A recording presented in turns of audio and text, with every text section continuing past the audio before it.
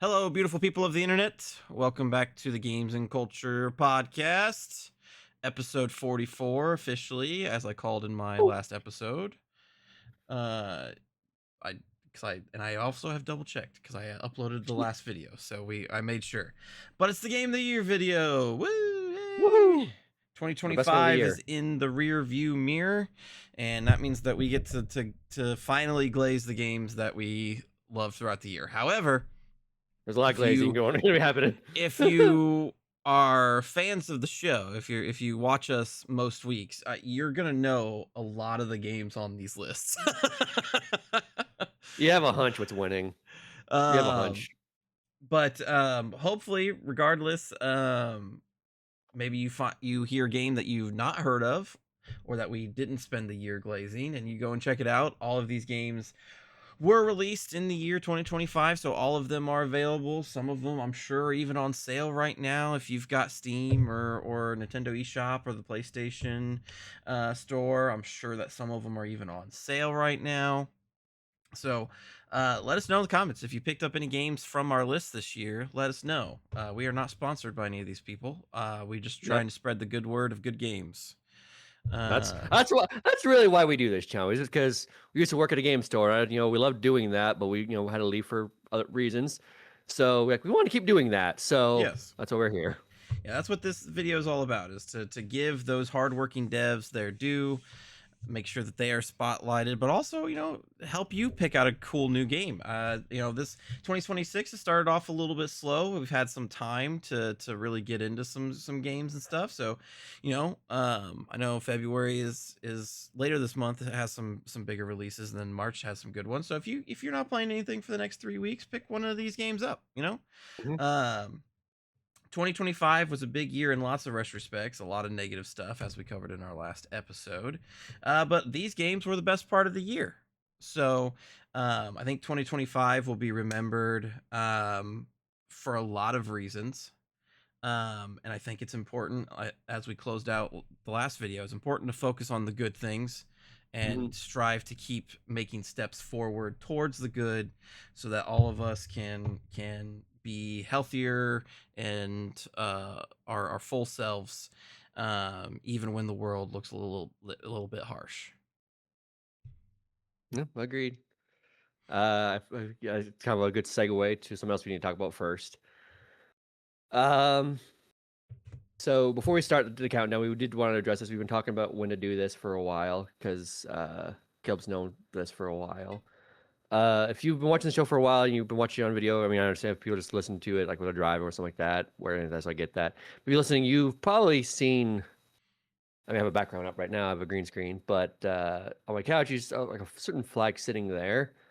Um, and then also in our past episodes, I get vocal about a certain topic. Um, and I had a reason for that. Um, and this before we start, we're gonna come out. Oh, well, I'm not aware. I'm coming out today as trans. Uh, I've been on HRT for about a year and 2 months now, according to this video. Um, Without a doubt, it's the best decision I ever made in my life. I have felt more like myself.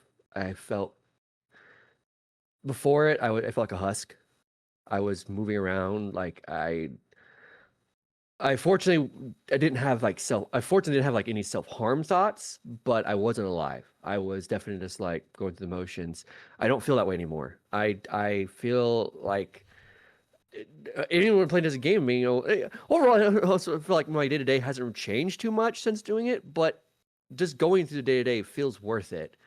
The games I feel, when we play games, as most we talk about today, I've experienced them deeper. Um, I experience other things in my life deeper. I mean, I'm sure, and because we're friends in real life. We obviously we hang out. We've been to each other places. I'm sure I'm a lot more outgoing Hmm. than I used to be. Yes, 100%. Um, I think honestly, if you've been a fan of this channel, I'm sure that you saw the change in real time, because I watch back some of our old videos sometimes, and there's a lot of me taking the lead. But as you've been on this journey, you talk a whole lot more. You're a lot more present in as part of these videos, and I think it has not only impacted your life in a very, very positive way, but it's impacted everybody around your lives in a really positive way, because we're getting more of you. All of us already loved you and cared about you, but now we get more of you. Uh, Now that you're not, essentially trapped in a body that you don't deem as yours. So, yeah, no, 100%. See, I'm already tearing up into that. It's Um, just the truth. I know. I wish nowadays I cry so easy, but that's worth it. But yeah, no, it's been an incredible journey. There's been some downs, and you've seen the downs. Not everyone's been supportive, but those people who have been supportive, I don't need in my life, because I know what has made me happy. Yep. And this has made me happy. Uh, I, I, I have. There's no I know the people who don't support me think there's someday I'm gonna turn away from this, and there's no chance, Yep. none. I've lived a long life of not being able to feel. I'm not going back. Um, And so I don't think anybody around you is going to give you any reason to do that. And this is the notice for the channel, mhm, though. If you're not supportive, don't waste our time. Don't waste your own time. Go find another video. As we've said multiple times on this channel, that this is a place, this is a safe place for anybody. If you've got dissenting opinions about video games and stuff, we are free to talk about those in a civil way. But any kind of these social issues, these are non-negotiable. Go find another gaming channel. There's lots of other slop on the internet that can satiate your desire to exclude people. That's not going to be here. This is a safe place no, for everybody that loves video games and pop culture. No ifs, ands, or buts about it. yeah, don't. We have support comments, obviously, about that. But if you want to comment hate and stuff like that, just don't waste your time because you're not gonna be debated. You're not owed a debate. You're nothing to me. You're nothing to us. So just do us all a favor and just. There's plenty of other unfortunate gaming YouTubers and streamers that are bigots that you can hang out with. Exactly. So go hang out with them. So because we don't Exactly. want you here. So, Well, um, oh, uh, continue.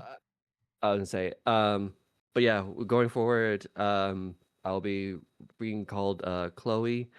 Um, Other than that, I mean, it's not really much different. It's gonna change. I mean, now everyone knows. So, uh, this was a harder step because obviously this is more of a public format of being out there.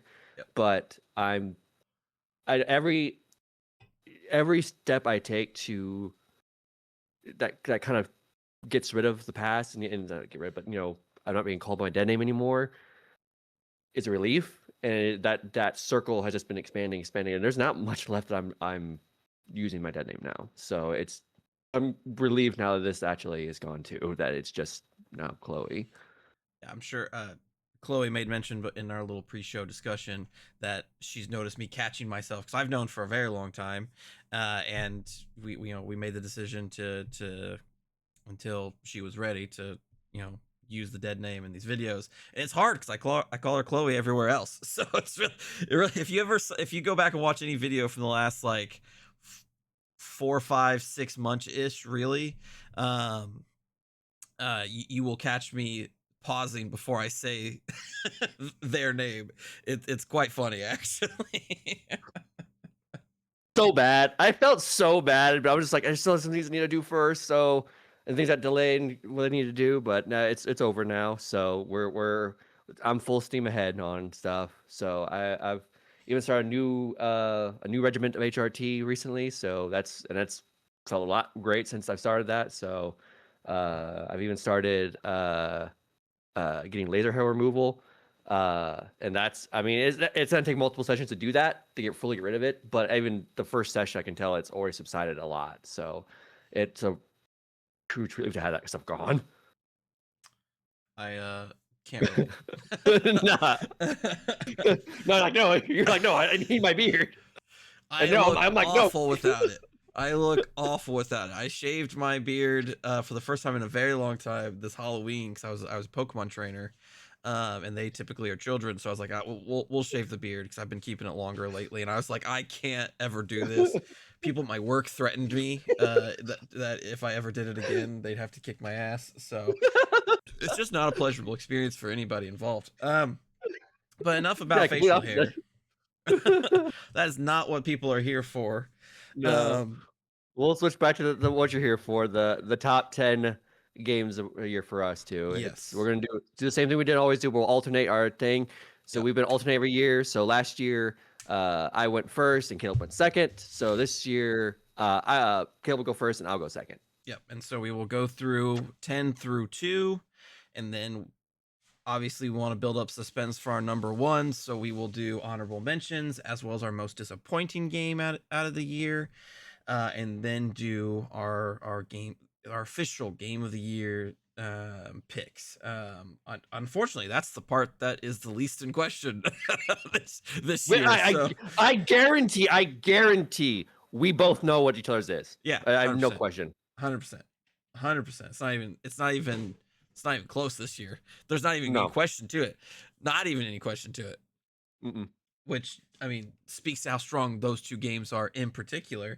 And I'm sure that both of those games are in very top alternating positions in our list. So, I'm curious where they landed. Honestly, I think a certain outcome is funny. It's possible. It's gonna be funny. ay, ay, ay. Well, let's get started then. So my number 10 pick is South of Midnight, Okay. published by Microsoft, made by oh, what's their name? They did We Happy Few and a Oh, few other games. It's right on the tip of my tongue. It's right on the tip of my tongue. I'm trying to think of it, trying to think of it, trying to think of it. Compulsion Games. Compulsion Games. It is a action adventure game set in the deep south, so think New Orleans. You play as a as Hazel, who is this she is a track runner that gets brought into all of this deep south mysticism and magic and stuff, and she becomes a weaver, someone in deep south folklore that bends broken bonds and spirits and stuff. And so you fight all of these like shadow creatures, and throughout the game you're helping actual myths from Creole culture and stuff. And each level ends with this big climactic boss fight with this wonderful music that was written about the boss. So you're hearing these lyrics that are from the song. They're telling you and supplementing the story that you've collected over the course of the level. It was just really really fun. I really, really enjoyed it. I think the Deep South is an area of the United States that you don't get a lot of the culture from unless you're actually there.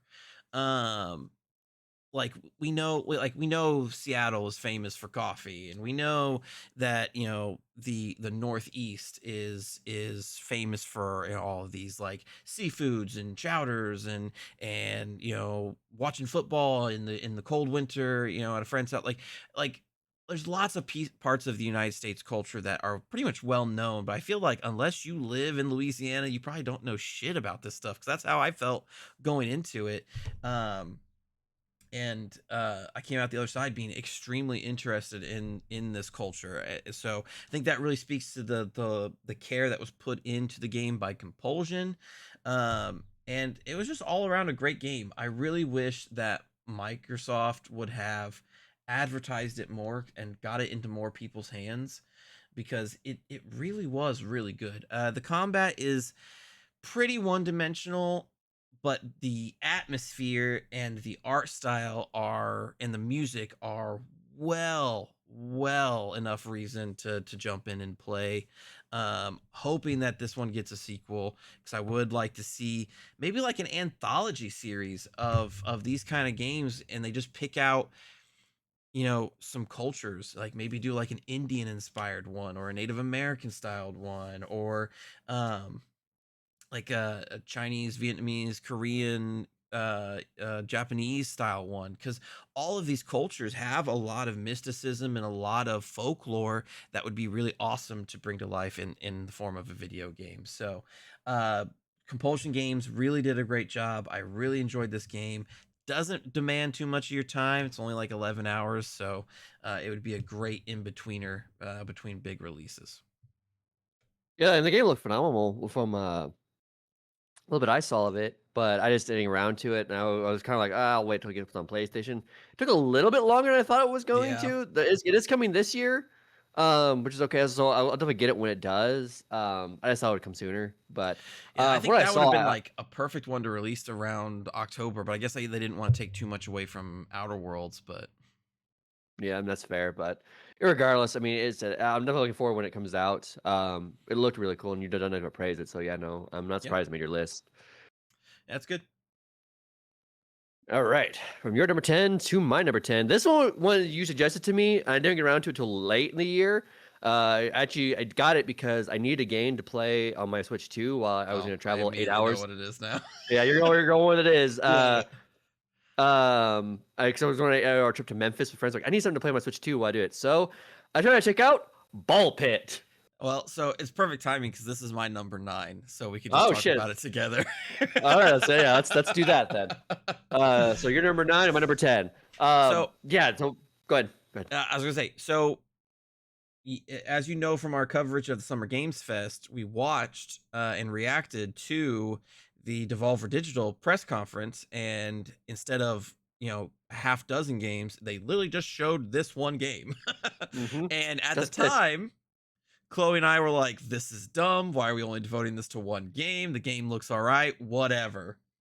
I picked it up on launch. You picked it up about a month and a half ago, and it is probably the most addicting game on these lists, honestly. Mm-hmm. Um, it's like a breakout meets roguelike kind of mishmash, and it's just incredibly addicting. Oh yeah, no, that was the remarkable thing is how addicting it was. There were some like because how you do it is you as you play the game you start off with a very generic caster I guess you say because you the balls just kind of come out automatically kind of like it's like Vampire Survivors in that way. Yeah. But obviously, you play the game, you unlock different heroes that will have different abilities. So the original ones, some just generic, no power, special ability. Some of them in the game as you unlock are ready. So some like play the game themselves, some choose the upgrades themselves. I'm like, those don't sound good to me. Later in the game, you actually can unlock the ability to have send 2 at a time, and that's when things get really Yeah. insane. Yeah. And during your run, you get to pick different balls that you cast out. Cause you're always shooting out these baby balls, but there's special balls that have different effects, like burning your enemies, or passing through your enemies, or doing more damage as they bounce, or causing bleed. All of this kind of stuff. And so you gain more of those that you then can combine for wackier effects, that you then can evolve for the wackiest effects. And so those plus whatever class perk you get, you can really make some crazy combinations. Like there's one hero where their balls always pass through, and if they touch the back of the track, they come immediately back instead of bouncing anywhere else. And so I combined that with the ghost ball and some other modifiers that basically shot my balls straight through everything, and they would come back to me because they'd hit the back wall. So it's basically just a laser that I then augmented with the lasers that do horizontal stuff, and I was just nuking entire waves of enemies with no effort at all. It's so satisfying when And everything breaks your way. the best part, it was on the ice level where he has those walls. So I literally just eviscerated him because the walls didn't mean anything to me. That's so great. Oh yeah, it's like there were times where like when I was down there because I really started like when we were making our drive down there because I wasn't the one driving, so I'm like okay I'll start some ball pit and next thing I knew we were probably like 100 miles from Memphis and we're just like I'm like what the fuck what just happened? The Switch 2 was not running out of juice. I'm like, okay, I need to put this down. I'm like, what the hell? We're this close already? And then my friends wanted to play Magic down there. I'm like, I don't want to play Magic right now. Ball pit. It really is so addicting. I need to play some It's more of so it. It's it's it's so just good. I and I think this really speaks to some of the cleverness because I think Breakout is a pretty addictive game. It's really really satisfying to bounce the ball around, catch it, and get it in those nooks and crannies where it takes out a ton of blocks. And so this has that same thing, but with the endless pull of a roguelike. And so roguelikes in themselves are super addicting because you're like, one more run, I can do it. And then you put in the satisfying and addictive nature of Breakout, and it's just game over. Oh Like yeah. I lost 5 hours of my day. Okay, all right. I missed an entire 8-hour trip to Memphis because of like, oh, ball pit, I guess. I did not think that when we saw the presentation for. I'm like, No, yeah, why? No, but like no, I understand why they focused on these. This is a very addicting game. yeah, Hats off to them. Like it's so yeah, good. yeah. And I like you can't always judge a book by its cover. You can't always judge a No, book. I mean, Devolver called their shot. They said this game, you're gonna love this game. That's why we're only covering this one. Um, and I think it also helps that Possessors wasn't that good. So, that's fair. I mean, yeah, no, um, they were calling it. Yeah, yep. great. So yeah, So number you're nine, my number 10. yeah, you're number 10, my number 9. So go ahead and go again. All right, so we're gonna move on. I know this gets you on your list, so we're not gonna worry about that anymore because you don't like these games, where I do. So my number 9 is Silent Hill F. This one's not on my list.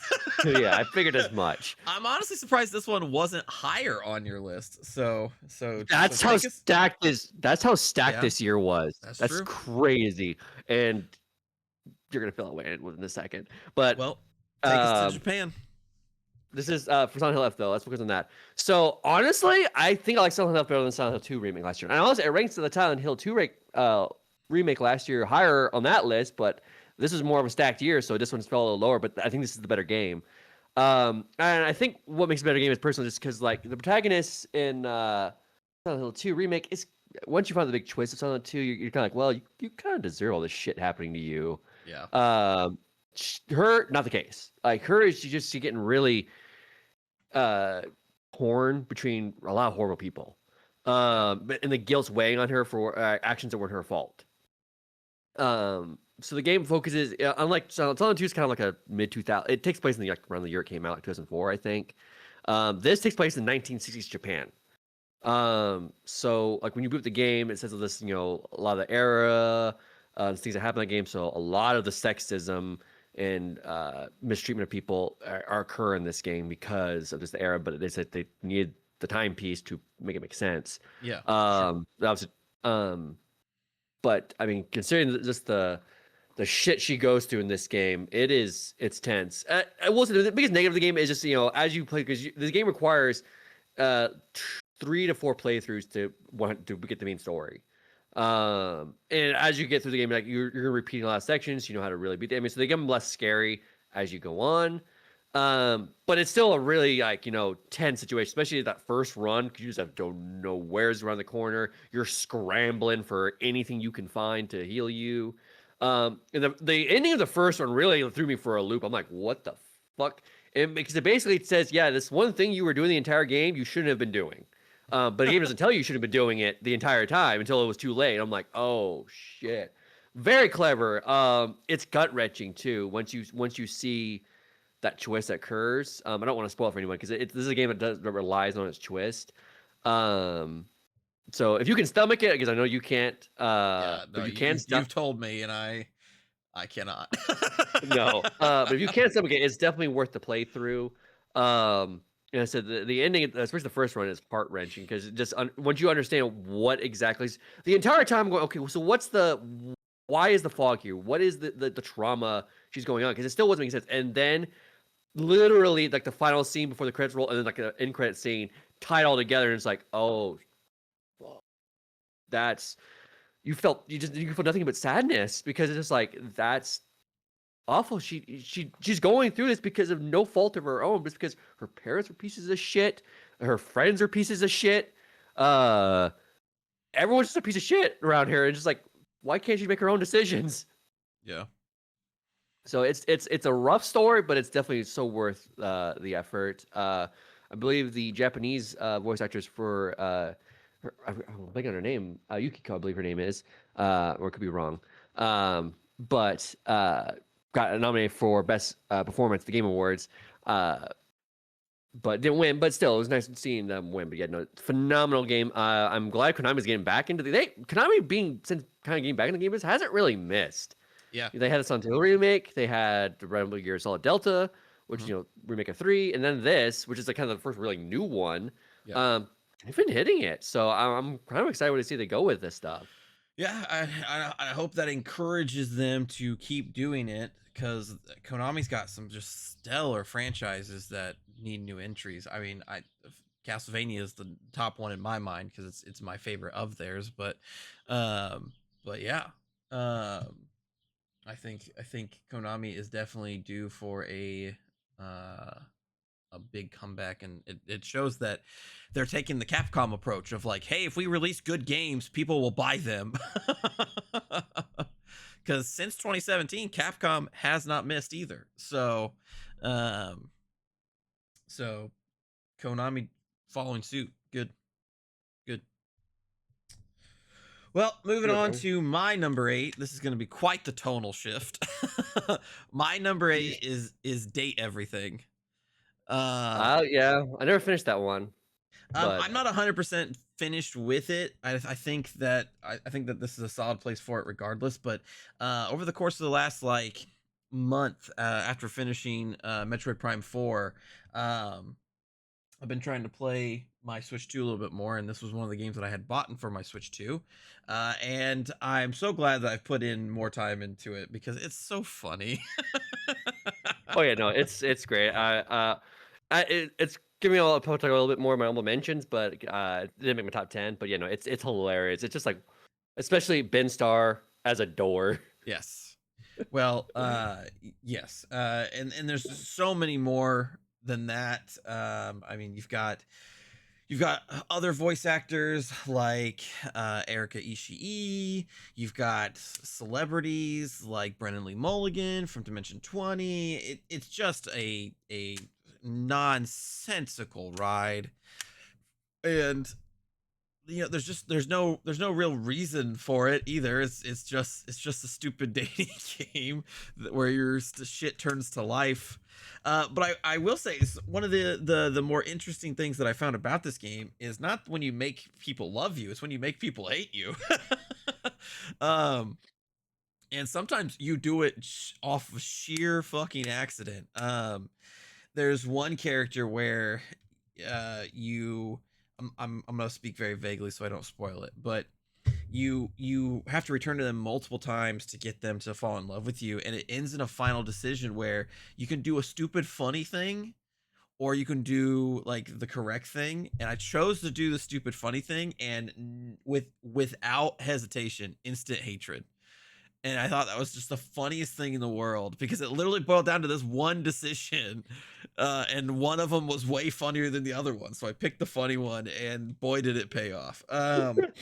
Oops. But but yeah, so the voice acting in this game is literally second to none. I mean, if Claire Obscure and Dispatch didn't come out this year, I would say that this was probably the best performance out of all of these people because all of them, no matter how fucking ridiculous, are giving their all.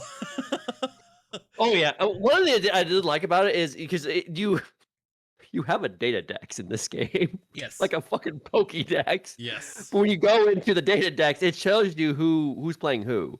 So it shows their voices. I thought it was a cool Yes. touch. Yes. But yeah, some of them are the seeing who they were played by, and it's the words that coming out of their mouth of what they're actually doing. I'm just Yes. like, what the fuck? The fact that they signed on to do this, like this Yes. is one of the greatest dating sims I've ever seen in my life. Most of that genre is like just the weirdest, like oh slap. But this is like, Yes. no, we're gonna make fun of the entire thing Yes. with the best voice cast ever. Yeah, it's making fun of the thing while also celebrating the thing too. Because I think Mhm. I think where this one falls, like it wants to make fun of the dating sim uh genre, but it also wants to pay homage to it. I think there's a lot of really well written emotional moments in this game as you start to get to know these characters. And so like one character comes to mind. She is absolutely 100% super fucking abrasive. Super abrasive. And if you choose to stick with her and just like say, hey, it's okay. Like, I obviously you've been hurt in the past. I understand that. I'll take my time. She becomes very, very open and very, very introspective as to like why she is this way. And like you get to see this actual like small but powerful character arc. And so it's it's really weird that this game is paying so much homage to the thing that it's making fun of, but the fact that they went out of their way to get all of these like super good voice actors just actually adds to that emotion. And what is a satire becomes just like the best version of the thing that it's satirizing. So I thought Mhm. that was pretty cool. um I'm sure that this won't rank very, very high on very many people's lists, but I do think that you should give it a shot, especially if you like super corny anime kind of like voice acting. Like, you have a good time. Oh yeah, no, I had a fun time with it. I just never finished it. So that's what didn't make my list. But yeah, no, I had a great time with it. I'm like maybe like 4 or 5 away from having completed the data decks. So Fair enough. All right, so you ready for my number 8? yeah. All right, I don't think you are though, because I think this is Uh, probably you're gonna get upset because this is a game that's you're like, why the fuck is it this low? all right, hit me with M- it. My number 8 is Donkey Kong Bonanza. Holy shit! What the fuck? What happened to your list? This one is There's 20. so much higher on mine. Holy That's shit! how.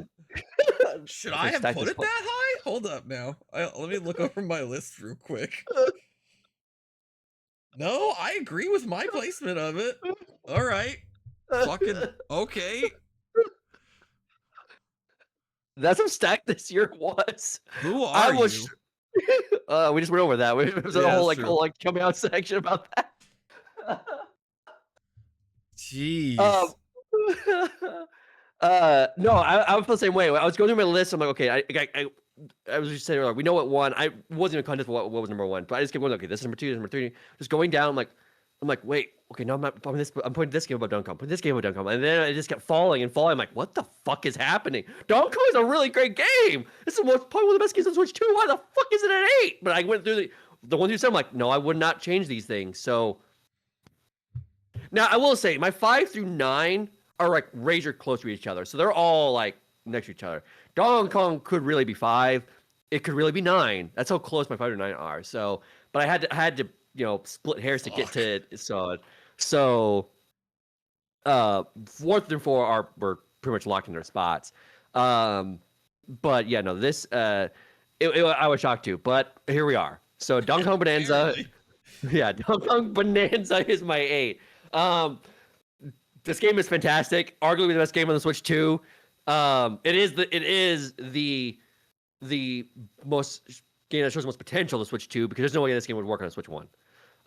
Just the destruction that you can cause it. Yeah, I appreciate because the game that the Switch 2 launched with Mario Kart World does not show what the Switch is capable of. This one Yeah. does. Yeah. And it's that same thing. It's the same feeling I got with Mario Odyssey. They crafted every moment to be just put a smile on your face. It's a Donkey Kong Yes. game. If you're expecting a deep plot, why the hell are you here? Um, but if they your Donkey Kong game, we just want you to smile the entire time. And I did that. It is so much fun. Just running around and going. I think there's a banana over there. Yeah. I could do the platforming to get over there, or I could just destroy everything in my path to get to it. Yeah. I'm gonna choose that option. There's Um, literally so many bananas that if you just pick a spot in the level and just dig straight down and then hit your sensor, like you will be close to a banana that's hidden underneath the ground. mhm. Oh yeah, no, it's great. I won't spoil the twist ending, but there's a twist ending I didn't see coming, and I'm so glad they did it. Um, arguably, I think the star of the show wasn't even Donkey Kong. Where is she on the picture?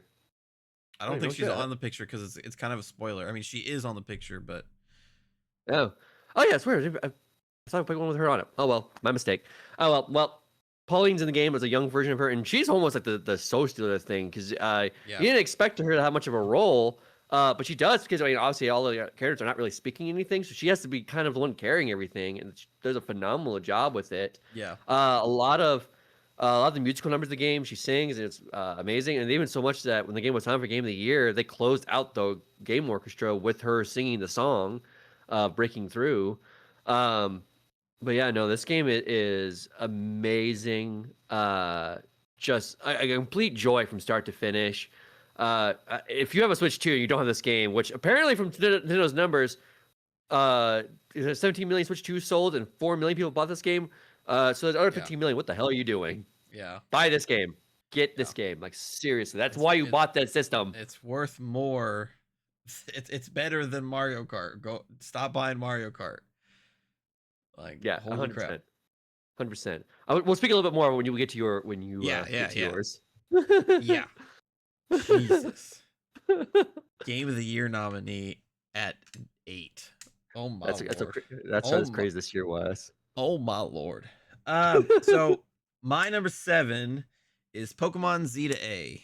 Okay. Pokemon's back on the GOTY list, baby.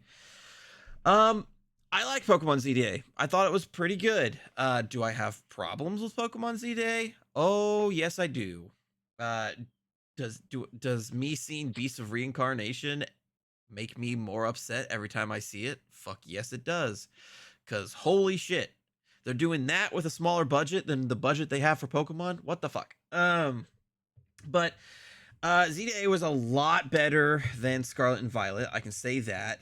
But I would say that there are parts of it that are better than its Legends counterpart Arceus, but there's a lot of it that I would say is worse than Legends Arceus.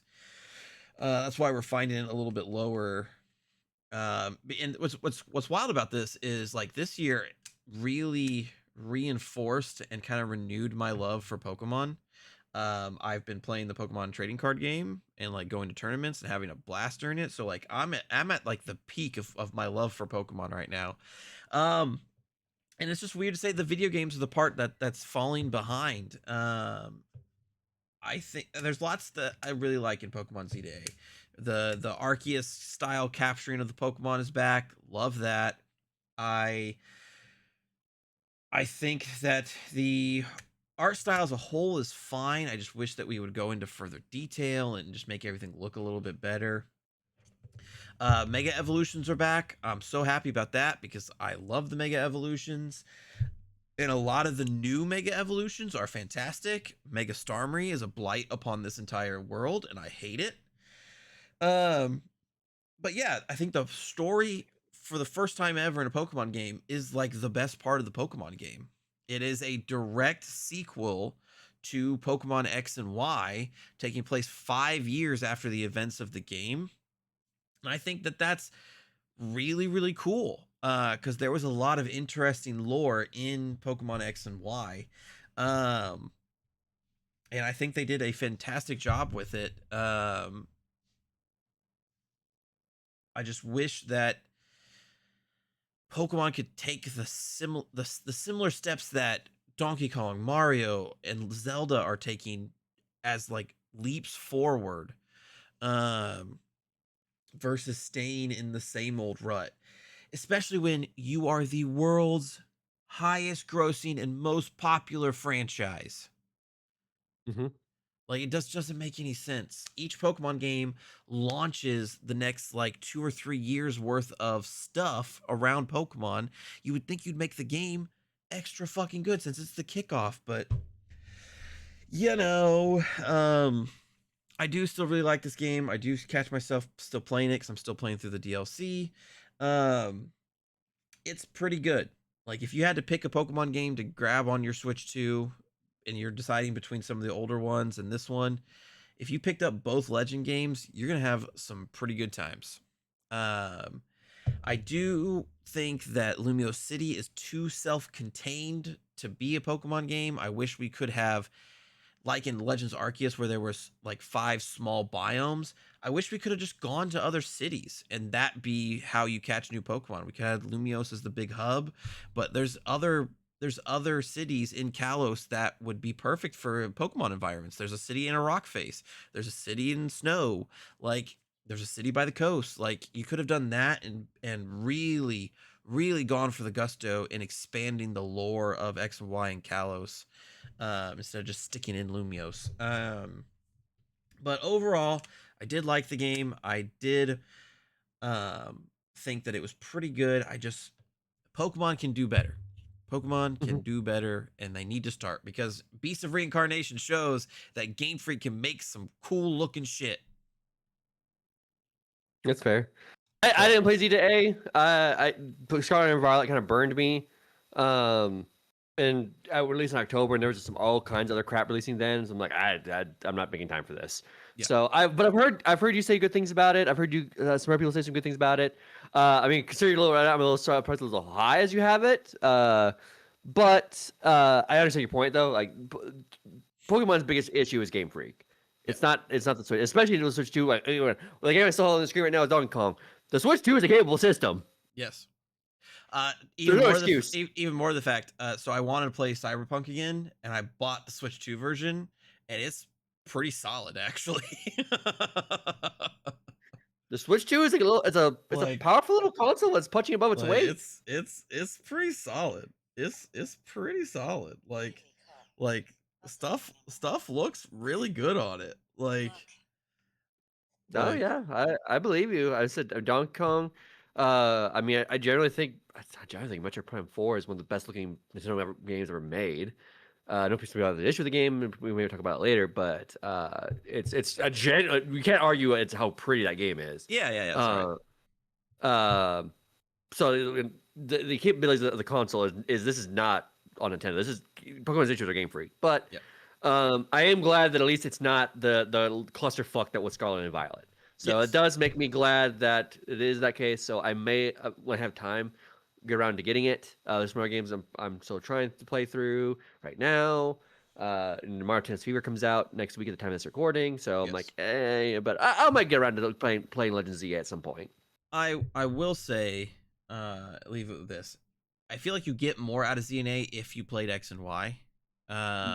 Weirdly enough. And secondly, the Nomad start in Cyberpunk is like the worst start.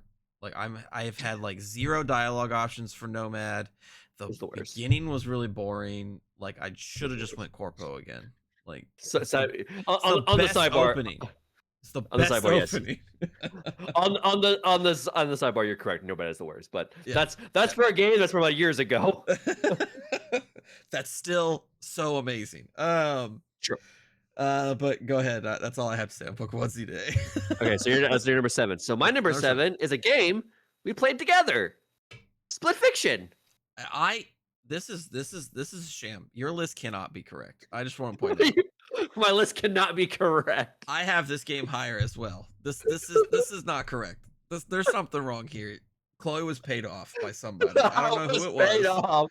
I don't know who it was, but Chloe was paid off by somebody. This is a crime. This is a crime. I was paid off by Kojima. I mean, fair enough. Okay, if he was the one that paid you off, okay. Yeah, I mean, if we played this game on stream, so you saw our reaction, stuff like that. This game's phenomenal. This is my first Haze-like game I've played. And I'm damn impressed by it. I would kind of play It Takes Two, but I'm like, I kind of worried that It Takes Two is not going to live up to this. Both these characters, both Zoe and Mia, are amazing characters. I kind of push. I believe Mia was the sci-fi one. If I remember the name's correctly. It's been a minute since we played. Yeah. So I kind of push. I want to play sci-fi one because I like sci-fi a lot. Yeah, I'm gonna double check that, but I think you're right. Yeah. But yeah, no, it's definitely both characters are compelling. The level design is just insane. Like some of the levels, especially like, and Yes, I mean, you are I'm correct. sci-fi, so yeah. Some of the sci-fi levels. I mean, I'm biased towards sci-fi, as I just said. But like, there's just some shots in there where I'm just like, oh, that's a pretty shot. Mhm. Where like you're like one of us is riding like running across the top of a bridge, and no one's going on the other side, and you see the city in the background. And then there's just some crazy moments. One where you were dying because I was driving a vehicle and you were trying to disarm a capture. It's the oh my god. I think that of the games that are on our list, I think this game has the strongest gameplay, like raw gameplay, like moment to moment gameplay. You talk about Donkey Kong putting a smile on our faces every moment. This game put a smile on our faces every single moment. It was Mhm. so much fun. The raw creativity on display in this game, I don't think is matched by a single game that's on our lists. No. The I the love final this level game. Oh man, the final level had us in awe. yeah, But you said it's higher on your list. I don't wanna go too much into it because we yeah. can have more of a conversation when you get to it. Uh, but yeah, no, this game is just outright amazing. Mhm. Just outright amazing. Arguably their best work, and it didn't get nominated for Game of the Year at Game Awards, but if it did get nominated, it would have deserved it. Yep, 100%, 100% agree. We can talk a little bit more in a couple spots. um, uh, so my top six is definitively the best games that I've played all year. Like top six was surprisingly really competitive. I mean, I feel like one, two, and three were pretty locked in, but four, five, and six honestly affected me in really great ways that any of them could have moved. So six for me is the Seance of Blake Manor. Okay. This game is amazing. I think anybody that loves mysteries or point and click adventure games needs to go and get this game. It um is made by a first time developer called Spooky Doorway. They are out of Ireland. And it's published by Raw Fury, who had a great year this year with like Blueprints and some other ones. And as you play as Detective Blake, not Blake. Oh, what's his name? Fucking shit. What's his name? Declan Ward. There it is. You play as Detective Declan Ward, who gets mysteriously summoned to the Blake Manor to investigate the disappearance of one Evelyn Dean. And they're having this big grand seance. And so all of these characters that are associated with mysticism have been invited to help do the seance. And so you have to unravel the different layers of this mystery before the seance happens. And so everything you do in the game costs time, and you only have so much of it. And so every character, there's a mystery to uncover with them that gets you closer to figuring out what happened to Evelyn Dean. There's the greater Evelyn Dean mystery, and there's even a ton of Irish folklore weaved in to help to be investigated as well. This game is one of the most atmospheric games I have ever played. There's hardly any music. It's very very tense because like all of the manor is straight up fucking haunted. And so there's all of these like tense moments. Nothing's like overly scary, but it does tense. It's a weighted atmosphere as you're investigating these people and trying to figure out what happened to Evelyn Dean. It's just awesome.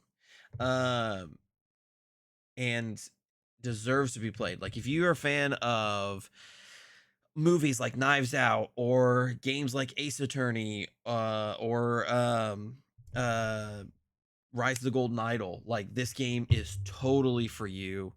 I loved every second of it. Almost saved everybody. I was 21 out of 22 for saves. I couldn't save everybody. I couldn't investigate everybody, but I still had a blast with the game. I think about it regularly. Like this game is so good. And I don't think it got enough attention. Um so yeah, if it, go play it. It's Yeah, so good. you've spoken highly about it before, and I need to get in. The way you describe it now, I'm like, damn, I should have played it because if that's the way it is, it might have gotten into my top 10, but I think I I unfortunately didn't get around to it. Yeah, I think it might have made your top 10. It's just really really good. Like The time mechanic is done in such a way where like most things just cost 1 minute, but like there's so much. So when you walk into somebody's room to investigate them, like the things that you need to investigate are highlighted, but like you don't know if they're important or not until you do it. And so you have to like manage everybody's schedules to make sure that you can be in the place that you want to be when you want to be in it. It's truly engrossing. I cannot recommend it enough. I wish that it got more press than what it did. Um, but yeah, it's just awesome. Awesome game. That, that that's how crazy this year was. There's games we missed that would have fought for to be in the top 10. I Yeah. mean, before we started, you said like I'm not happy with my list because there's games you're leaving out. Yeah. This Like, one was definitely not one I left out. I played it in late December, early January, and like I said, I was attached to it, played it from start to finish. It was fantastic. And I think about it because like I said, it just was so atmospheric. It's great.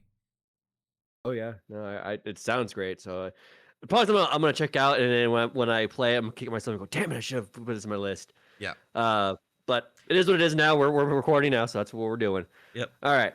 So from your number 6 to my number 6, this one is a little bittersweet at this point because there's some news that came out about it recently. But this game, I really enjoyed the first one, and the second one arguably improves it in every way. Is the Outer Worlds 2. Yeah. Um, this game is super fun. Unfortunately, as you said, this game has underperformed, and so there won't be a third, which is it's sad because this game is great. It's very old school RPG feeling, but it's to its credit.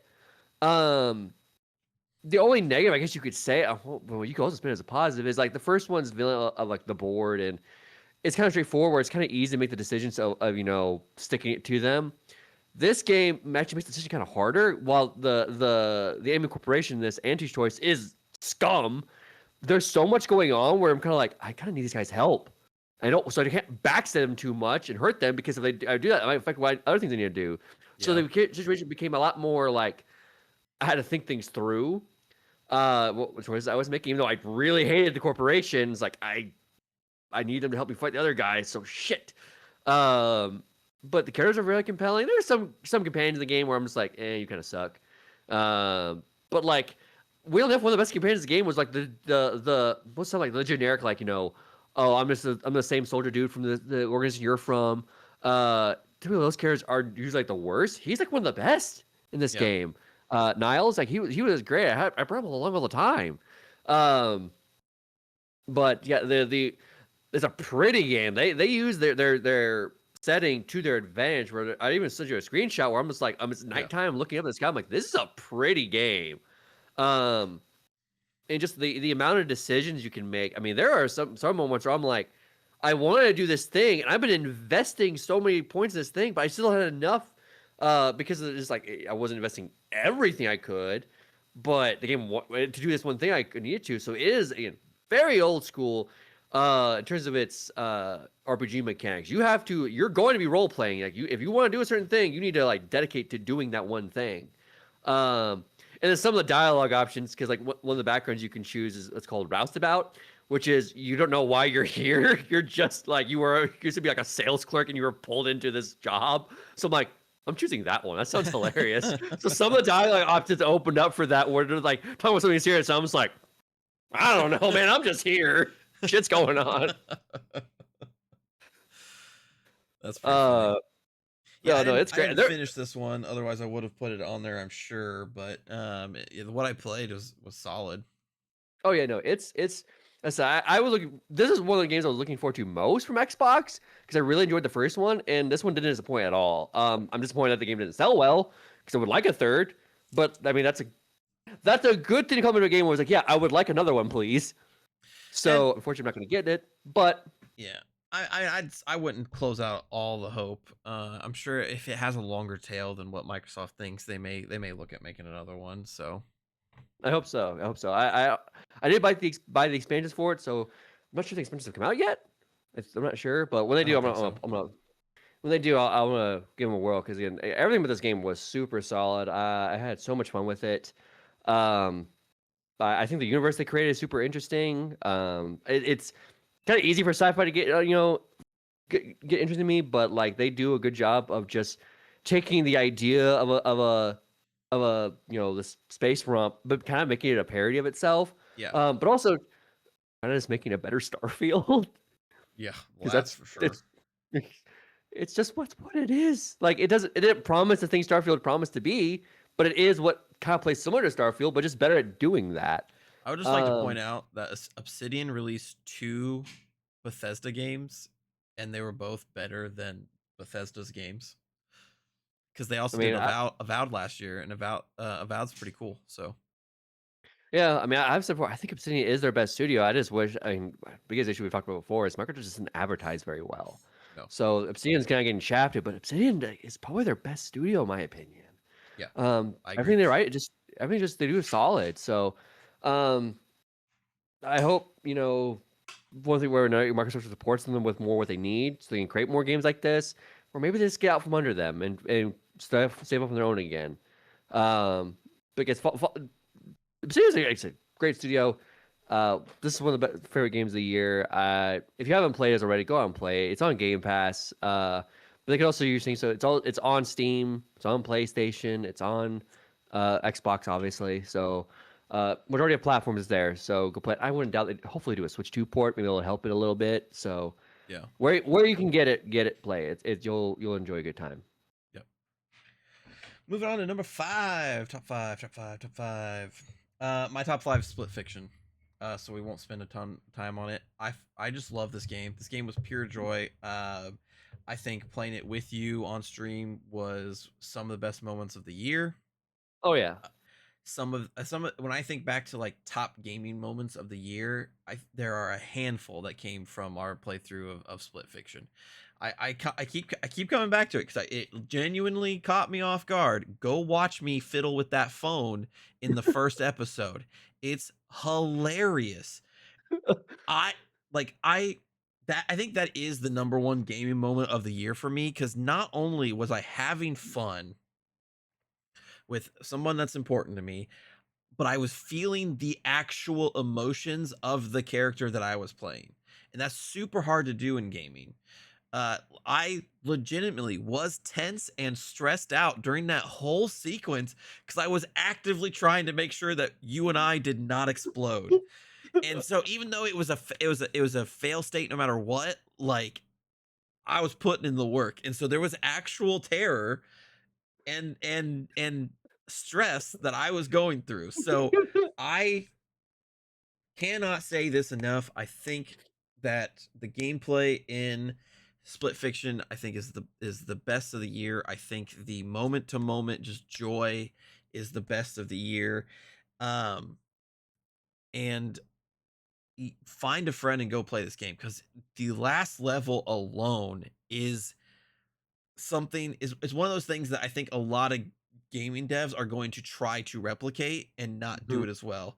Just like we saw all of the Breath of the Wild clone mechanics that did not compare to Breath of the Wild, the level jumping of the last sequence of um, Split Fiction is just a sight to behold. Like, I'm in awe of how they did it. Like yeah, I'm generally like, I'm surprised that the PS I'm surprised the PS5 was able to do it. I'm yeah. surprised the PC was able to do it just because like the amount Surprised of the Switch strain. 2 is able to do it. Dear God, the amount of strain I would assume would be on the console to do such a thing would be insane, and they're able to pull it off. These guys, also the fact that again, It Takes Two came out in 2021. So they released this last year. So 4 years dev turnaround. They are this studios are wizards. Yeah. So shout out to Hazelight, shout out to Joseph Mhm. Ferris. Cannot wait to see what your next one is, because in my view, I don't see how you could top this one.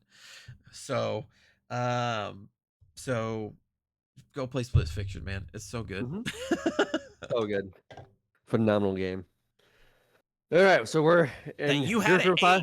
eight. No, I had a seven. I had a seven. Duncan was eight. That doesn't matter. Hey, that's how tight this year was. Like I can't like I love some fiction, but Outer Ugh. Worlds, and then as I just said, Kojima paid me off. Number five is Death Stranding 2. Um, Kojima paid me off. um, I wouldn't doubt with Death Stranding 2, Kojima went to us in Kojima's production went upgrades, people, upgrades. Because I didn't finish Death Stranding 1. Yeah, that's what Death Stranding 2 feels like. Because I didn't finish Death Stranding 1 till this past year. Because like I heard Death Stranding 2 was really good. It fixed a lot of problems. Death Stranding 1. So I'm like, okay, I'll force myself to Death Stranding 1 to get to Death Stranding 2 because I know I understand there's a lot happening, so I probably need to understand it. I'm glad I did do that because there's a lot of exposition next to Death Stranding 1 that Death Stranding 2 doesn't do because it kind of expects you to kind of play 1 to a little bit. They have a recap, thankfully, if you don't want to push yourself through 1. Because one would not have made my top 10 in any year. It's a okay game, but it's got some flaws. 2, look at those flaws and went, okay, I'm gonna fix them. There's less exposition, so more time to focus on the characters. They made the actual delivery of the packages like super fun because everything was tedious in the first one. You didn't unlock a gun until like 65% through the first game, maybe 70%. You get it like second mission in this game. Same thing with vehicles. You don't get a vehicle until 65-70% through the first game. Second mission, third mission in this game, you get vehicles. In the first game, you could build road because it's kind of a semi-open world deal. The first game, you could build roads to help your travels easier, but you get materials from your places and getting those materials from where they were to where they need to go to build the road would require putting those materials in your backpack, which you didn't have room for. It became just so tedious. It wasn't worth it. In this game, you have a ship called the DHG Magellan that basically follows you everywhere. So as soon as you connect a new area, it will appear. So you can just take the materials you unlocked from the new area you unlocked, take it from the place, put it in the ship. That way, when you're across the map, your ship has all the materials you needed to just go. Oh, I'm gonna build a road real quick, and bada bing, bada boom. I mean, I barely built any roads in the first. I think I completed like one section of road in the first ending. This one, you're in Australia for the majority of the game. You start off in Mexico for like the first like 2 hours, and then you're in Australia for the rest of it. Every road was built in Australia. I connected the whole from you start off in the south west corner, and you just go all the way around a circle. And the road was completed. I built all the monorails. They have monorails now to connect areas, so all the connectivity of it. It lended itself. There's a lot of improvements that made it a lot more enjoyable to play. Like there's great moments in the first game where because it's a very quiet game. It does there's a lot of time to think and just mellow out. It's a very calming game. I'll say that both of them are. But there's sometimes the first game was a little too quiet, and sometimes what was cool was sometimes when you're getting close to an area, a song would kick in. And it would kind of alleviate the mood and kind of get you thinking and just get you to a vibe. But a lot of times it was quiet. This one, those things still happen, but they give you a music player. So once you hear a song, you can just play the song whenever you want now. And if there's a moment where the game's like, okay, we're gonna play this song, your music player will fade out and the new song will come in for the moment. That's not But bad. yeah, but having music during your play, having gun, immediately, having vehicles immediately, not having exposition all the time. The game still has exposition. The game's plot is still weird as shit. It's a Kojima game, Yeah. but it was invigorating. Part of me wants to go back and try and deliver more back. They made being Amazon delivery man fun. like you have in both games, you have a star system for your delivery to each person. So part of me wants to go back to Destiny 2 and like get everyone to 5 stars. I didn't get everyone. I get a few people. There's one moment where it's just so weird. Like there's a pizza chef.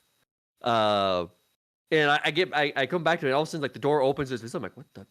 Why is the door open to his bunker? So I go in, and there's this whack ass fight scene with the pizza chef dude, where he's like twirling the pizza in the air while trying to karate chop you. You're like dodging his thing. It's like, what the fuck?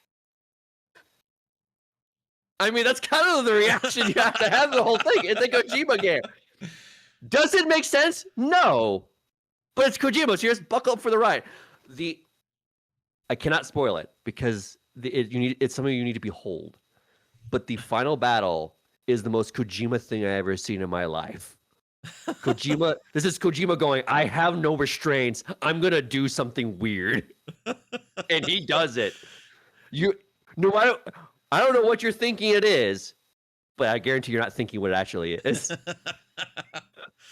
It's an end game style thing where somebody says that's a Metal Gear, and then all these portals open up, and it's just a fleet of Metal Gears, and then like the slime creatures just like devour them, and then Not like take quite. them over. So you have to fight the slime Metal Gears. Not quite, but I guarantee you when you again, I texted you this before, and I'm saying it now. I guarantee you when you finally get playing this game and you get to the ending, you're gonna say next to me, "That was the most Kojima thing I ever saw in my life." That's a scary prospect. It truly is. That is a I have scary thing. I have a coworker who played through this game, and he said the same thing to me. It's like when you get to the ending, it's gonna be the most Kojima thing you ever saw. And after I beat it, I went to work the next, the following day, or maybe 2 days after I beat it, I don't remember, but whatever, you know what I mean. Though it was Monday again. I went up to him and just went, "That was the most Kojima thing I've ever saw in my life." And he's like, "Yeah, I know exactly what you're talking about." That's wild. That's wild. It's such a. Kojima's Kojima's still out here Kojima-ing. You know what? Godspeed to that man. Yeah, Let him Kojima for as much real. as he wants. For real. Thank God he's not at Konami anymore. Oh Although yeah, that no, does it's mean no more Metal Gear, and I do really like Metal Gear. So that's fair. But yeah, if anyone had an issue with Death Stranding 1, which I understand, I had issues with Death Stranding 1.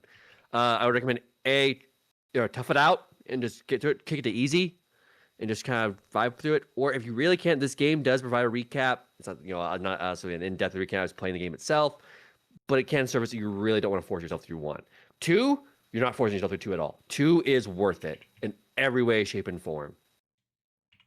I cannot wait till it comes to PC. I do Which have surprised Death it Stranding. hasn't. I do have Death Stranding 1 on PC, so I can play it anytime. Um, probably will announce. Probably will wait till they announce Death Stranding 2 on PC, but until then, we're on number 4 now. Yep, number 4. Uh, my number 4 is correcting a mistake that Chloe made. My number 4 is DK Bonanza. I A love this mistake. game. I love this game. This game is so much fun. It's so good. Such a good game. I won't spend too much more time on it because we did a whole review on the channel that you can go and check out.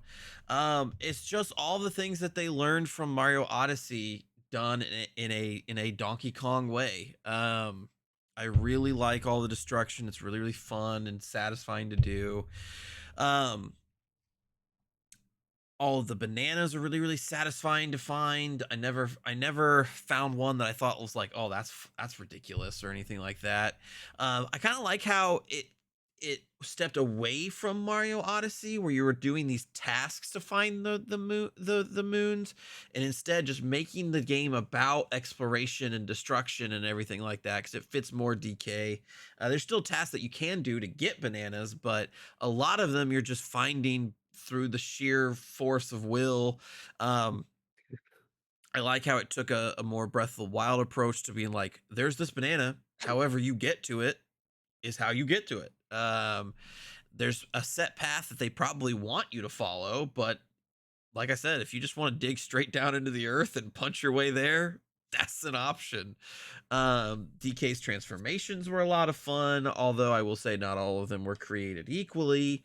I think, echoing your response, talk about Metroid Prime 4, I think this is one of the best looking games on the Switch. I think the level of detail that they put into the environments and all of the characters is well beyond a lot of other games that they've done. And I think my biggest gripe with it is just the DLC. I really don't think that was necessary. I don't even buy it. I really wish they would have just made DK Island a level without any of the other like weird roguelike shit. Because I would have paid $20 for that, but the roguelike shit has kind of kept me away because I don't want to do all that. I just want to play DK and destroy stuff and collect bananas. Like every time I collected a banana while playing DK Bonanza, I literally said banana every single time. It Oh, was just a banana. compulsion out of me because it was so satisfying to find them. You're not wrong. I did the same thing. Yeah, Which is like, that's what oh, I'm saying. banana. It just comes out of you. So yeah, I love Donkey Kong Bonanza. I think it's a It's so good. fantastic game. So I good. had a blast playing it. Now give me another Mario Odyssey. True. Yeah. I mean, I've heard a description of Dungeons is it's a combination of Mario Odyssey, Breath of the Wild, and Hulk Ultimate Destruction. Yeah, that's literally what it is, which is such a weird combination of games, but obviously it It works. works. So, It works. I um, mean, I as I said, it was my number 8, and I'm saying it's also low, but this year was just too stacked. And when I got it placed, I'm like, how the fuck is it at 8? But I couldn't justify putting it higher because of all the other games. But like it 100% deserves it. it's It was because not even your game of the top year. four. It's because your top four has a game that really didn't deserve to be in top four. That's where the difference is. That's where the difference is. So Well, I mean, there's go ahead and it's reveal it. Go ahead and reveal it. What's your I mean, number Death Stranding four? 2.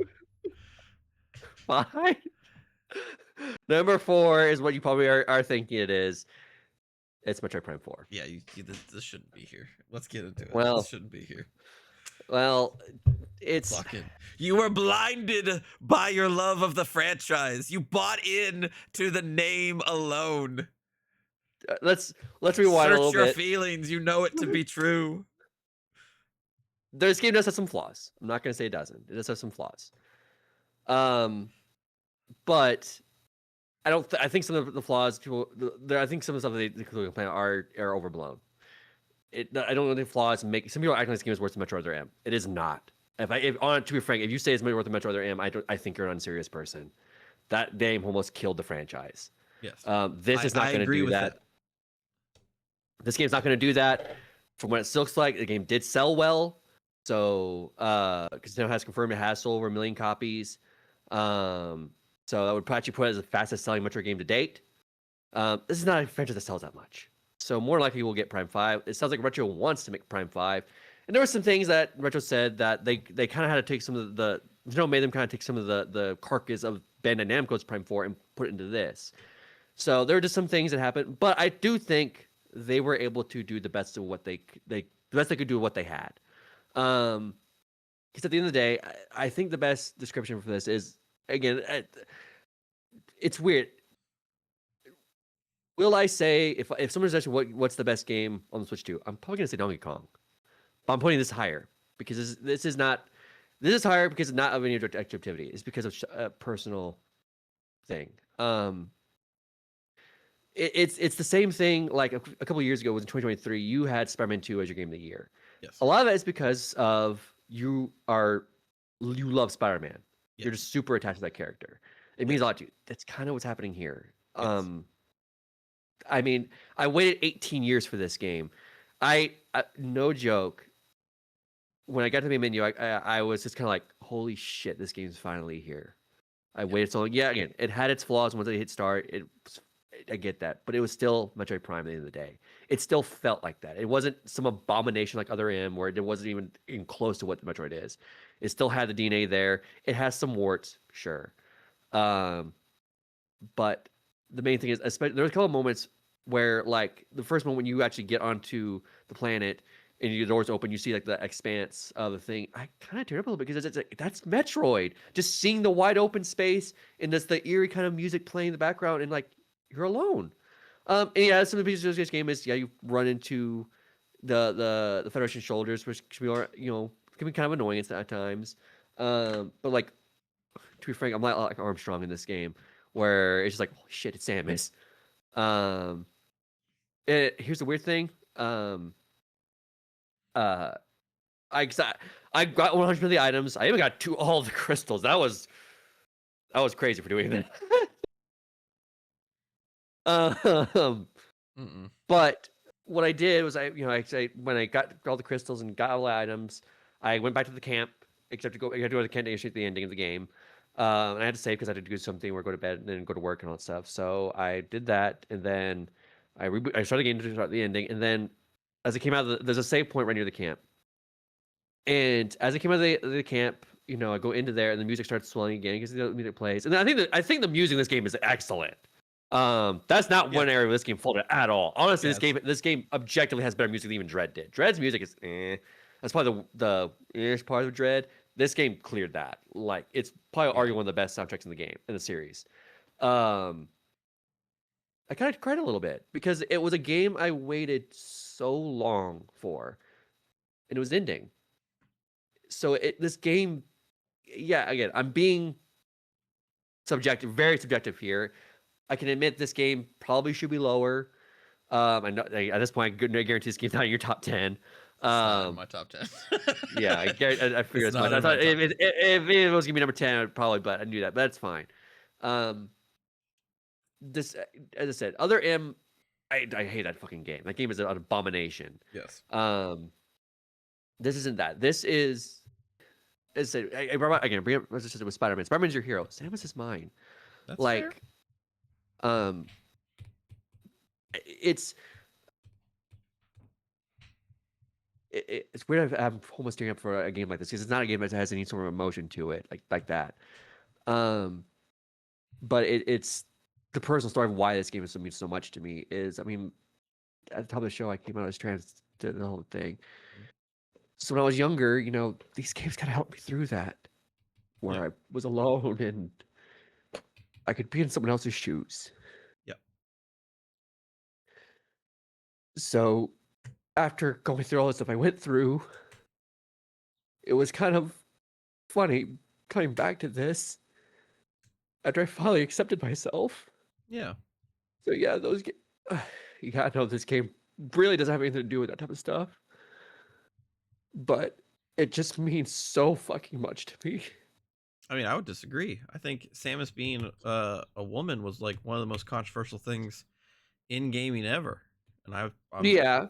and so a character that is commonly misgendered from people that don't really know because she's a badass, and there's tons of people that think women can't be badasses. I'm sure that there is a connection between you and Samus, and that's fine. I was just giving you a hard time. I knew this game was going to be far on your list. I love Metroid too.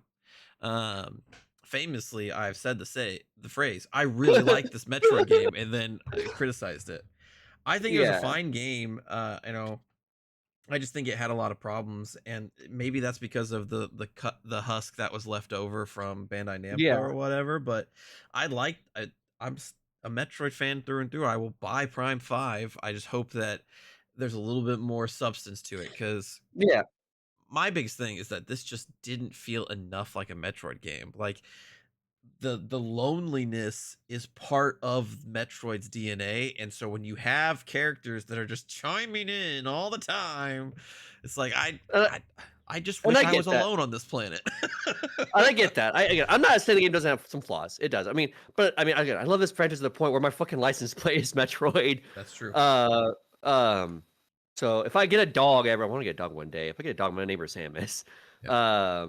So as I said, this there is a deeper meaning to these games to me, and it also gives reasons also why I hate other M's so much, because it's an abomin. It's truly Yes. a bastardization of what Metroid is and Samus as a character. Yes. This doesn't do that. It doesn't go that far. It just has Yes. some rough parts around the edges that need to be sanded down.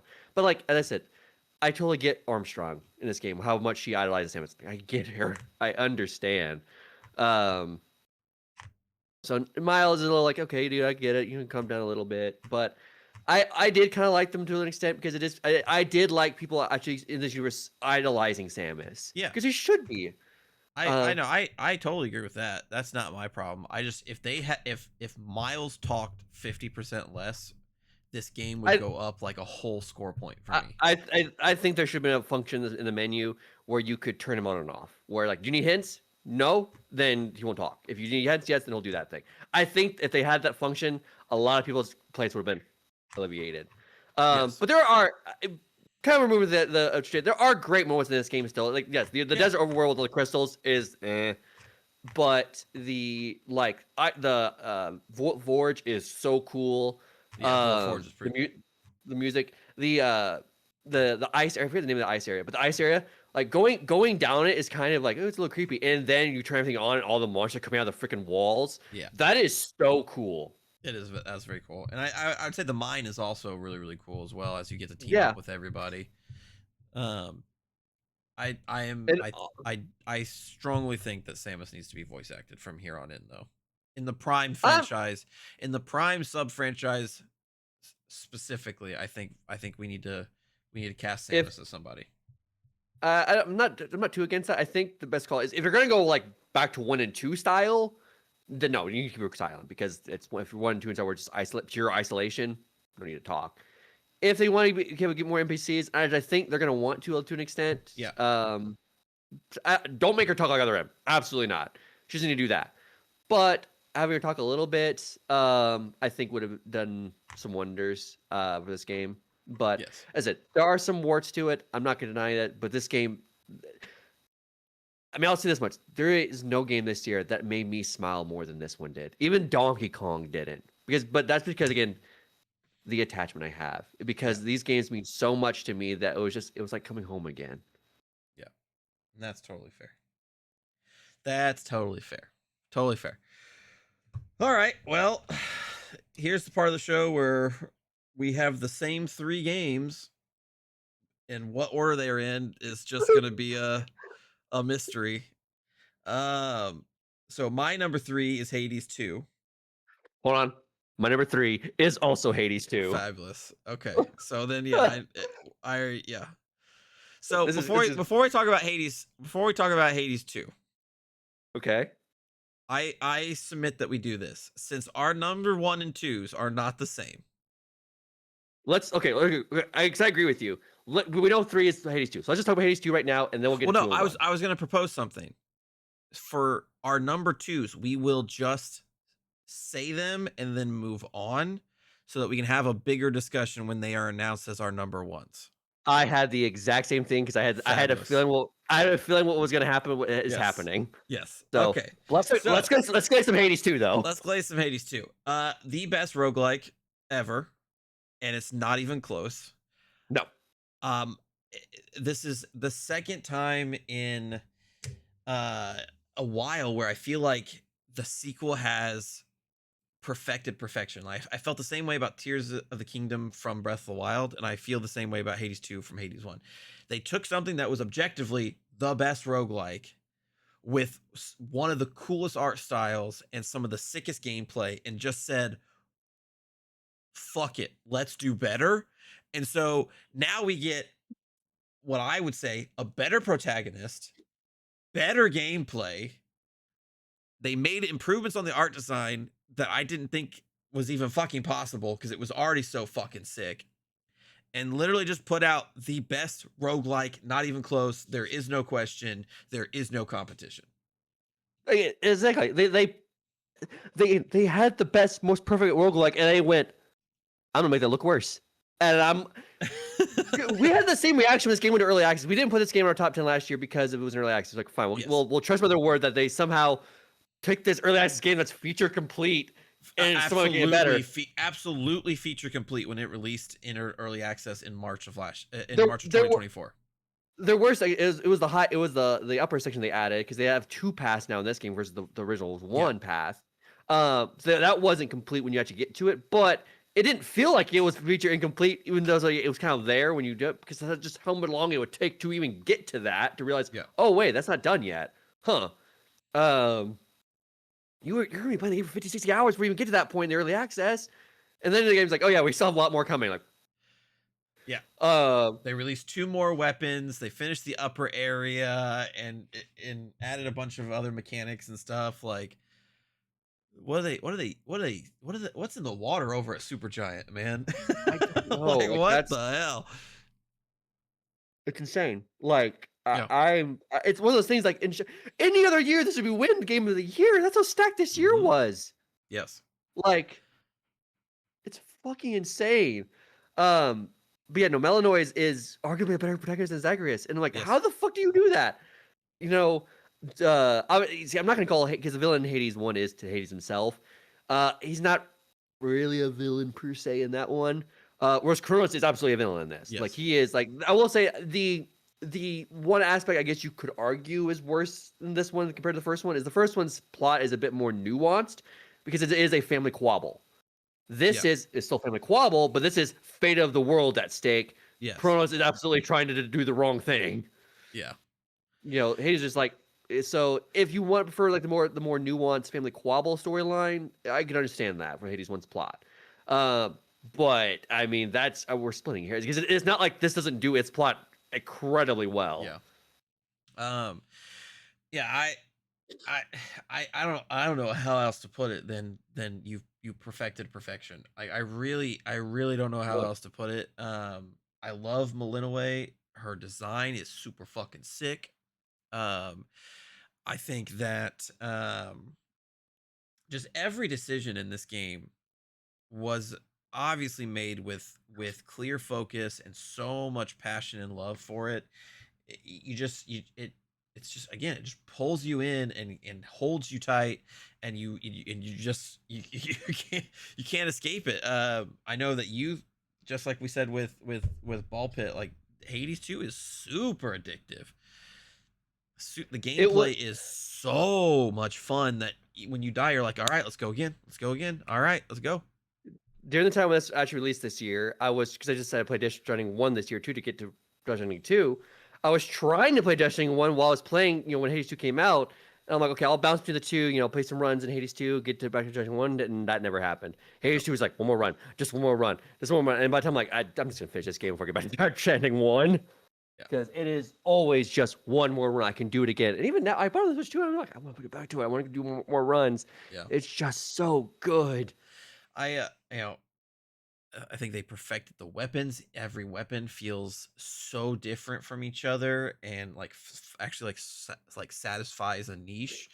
Um, the new like tarot card upgrade system I think is really really cool and gives you more control over like the baseline of Malinaway before you even get any of the boons or anything like that.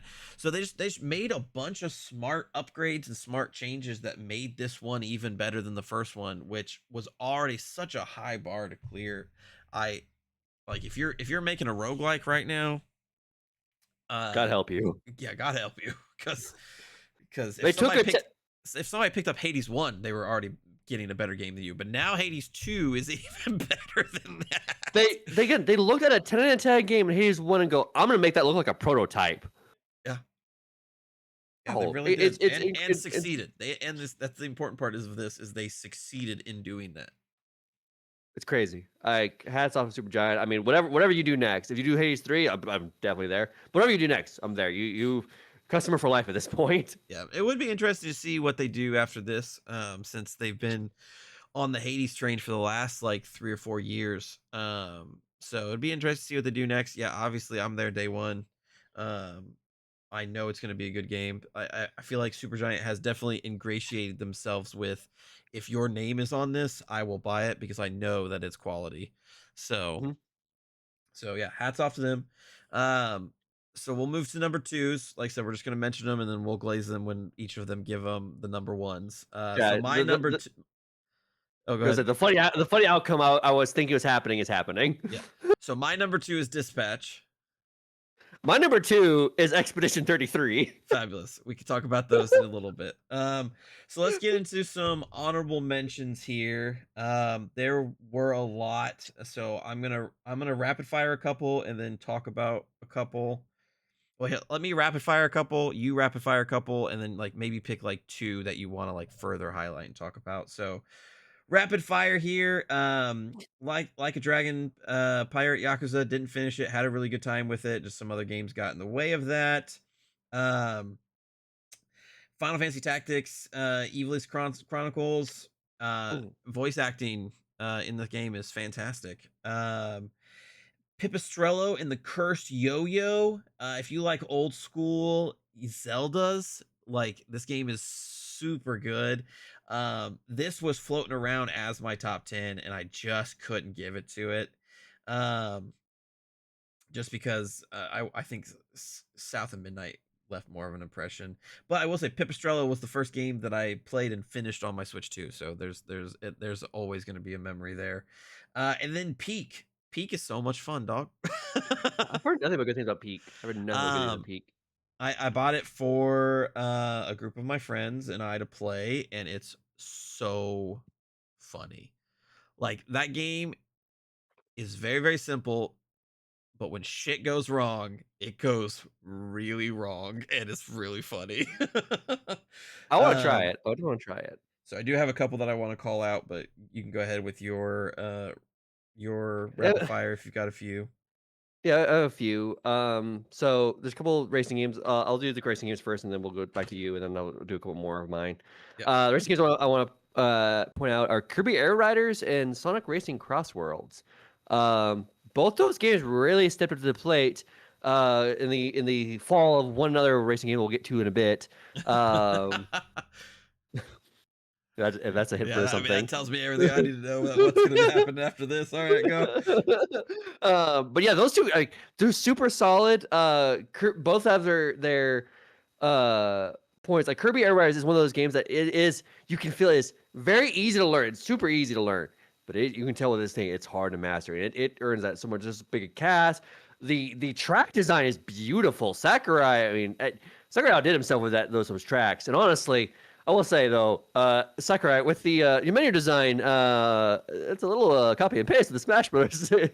Copy design. I'm like, couple times looking like, did you just copy the same thing? The Give him fuck? a break, Yeah, okay? it's fine. No, for the love of God, for the love of God, please, man, don't go out to Smash. Like, take a break, do something else. You deserve it. Let Ultimate be your magnum opus. Song Race Crossroad, like good. Song's been getting into the for a couple of things. Song's been getting into the racing game for a while. Always trying to get a little bit closer, living closer to Mario Kart. And this year, I wouldn't say Song Race Cars is better like Mario Kart 8, or even the best in my opinion, Double Dash. But considering what's coming this year, it's better. They really solid outing. They added a bunch of characters from different franchises. So we have Joker from Persona 5, Luigi Bond from Like a Dragon. He's the protagonist in every game. Even though it's a Sonic game, he's still the protagonist. Yeah. Yeah. Um, so cool. SpongeBob's in it too. It's so strange. But I mean, it's credit to them for that. Do one thing I did actually think was really cool what they did in this game is a lot of the other previous Sonic games are all driving cars. And you could obviously drive cars in this game, but they added the hoverboards back from the Sonic Rider games, which that's a neat thing that I think they added that back. Yeah. That's I really agree. cool. I agree. So they really like outdid themselves with that one. So I'm hopefully they keep the work with this. And as I said, Song in general, like Song Frontiers is my top 5 like a few years ago when it came out. Sonic Yeah. Generations was in top 10 last year. Like Sonic's been going through a renaissance. Yeah. That's kind of crazy. Sega hasn't really missed a whole lot either. Like they're one of those companies along with Capcom that kind of got their shit together and was like, okay, we got to figure this out. They did. Hats off to them. You said uh, I have a couple more and you have a couple more. So yeah, so one sticking with the racing theme, one of the things that I discovered that I love this year was Forza Horizon 5. that surprises me. I heard So nothing but good things about it, but just yeah, knowing your taste, that game would be. they announced that Forza Horizon 6 was going to be set in Japan, and so I was like, that's really fucking cool. And I saw Forza Horizon 5 was on sale, so like, let's give it a shot. And then it's so much fun, man. It's so much fun to sit there and you just get in a fucking car. Like I got to start off with a Corvette, which is like my favorite car, and hitting 120, drifting into curves. It's been a blast. I think that the Horizon games in particular have a lot of user-friendly features because I'm definitely not the best racer. This is my first time ever playing these games, but they have guidelines on the tracks that tell you when to accelerate, brake, or let off, so that you can be competitive if you're playing online. You don't have to, of course. Obviously, you can just jump into the world and drive. Forza Horizon 5 is set in Mexico, and there is a story mode to these games that I wasn't aware of, and they kind of basically put the home country's cultures on display and stuff. Like I checked out a temple and got a little bit of a history lesson there, and drived up a volcano and got a little bit of a history culture lesson there, and it's been pretty cool. As well as like learn what cars affected the cultures there. So, and I'm just getting that taste of Mexico, and I'm going to get a better taste of it in 2026 with Japan, because Japan's car culture is very well known, and so it's setting me up to be really excited for Forza Horizon 6. So don't be surprised if Forza Horizon 6 is on my top 10 of 2026, because I've had a blast with Forza Horizon 5. So Wow. yeah, I mean, I've heard really good things about Horizon games, but it's just your taste didn't seem like something that you would get into, but I mean, it's cool that you did. I mean, I'm tempted to try it out. It's the power of a really well-timed sale. What can I say? Those Steam And sales, man, they'll get you. yep, and then, my last honorable mention is Hyrule Warriors: Age of Imprisonment. The last Hyrule Warriors: Age of Calamity, didn't do so hot. Um, you know, not really actually tying into the story of Breath of the Wild. No, the story is intrinsically linked to Tears of the Kingdom. The voice acting on display is really, really well done. Um, and the Muso combat is as good as ever.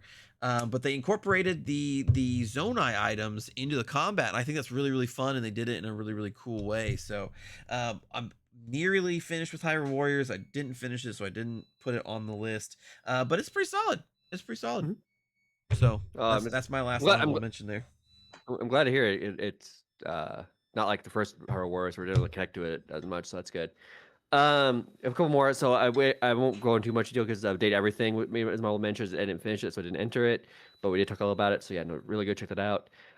Two last one I want to draw attention to. One didn't come out this year, but in weird sense you kind of should count it in a sense.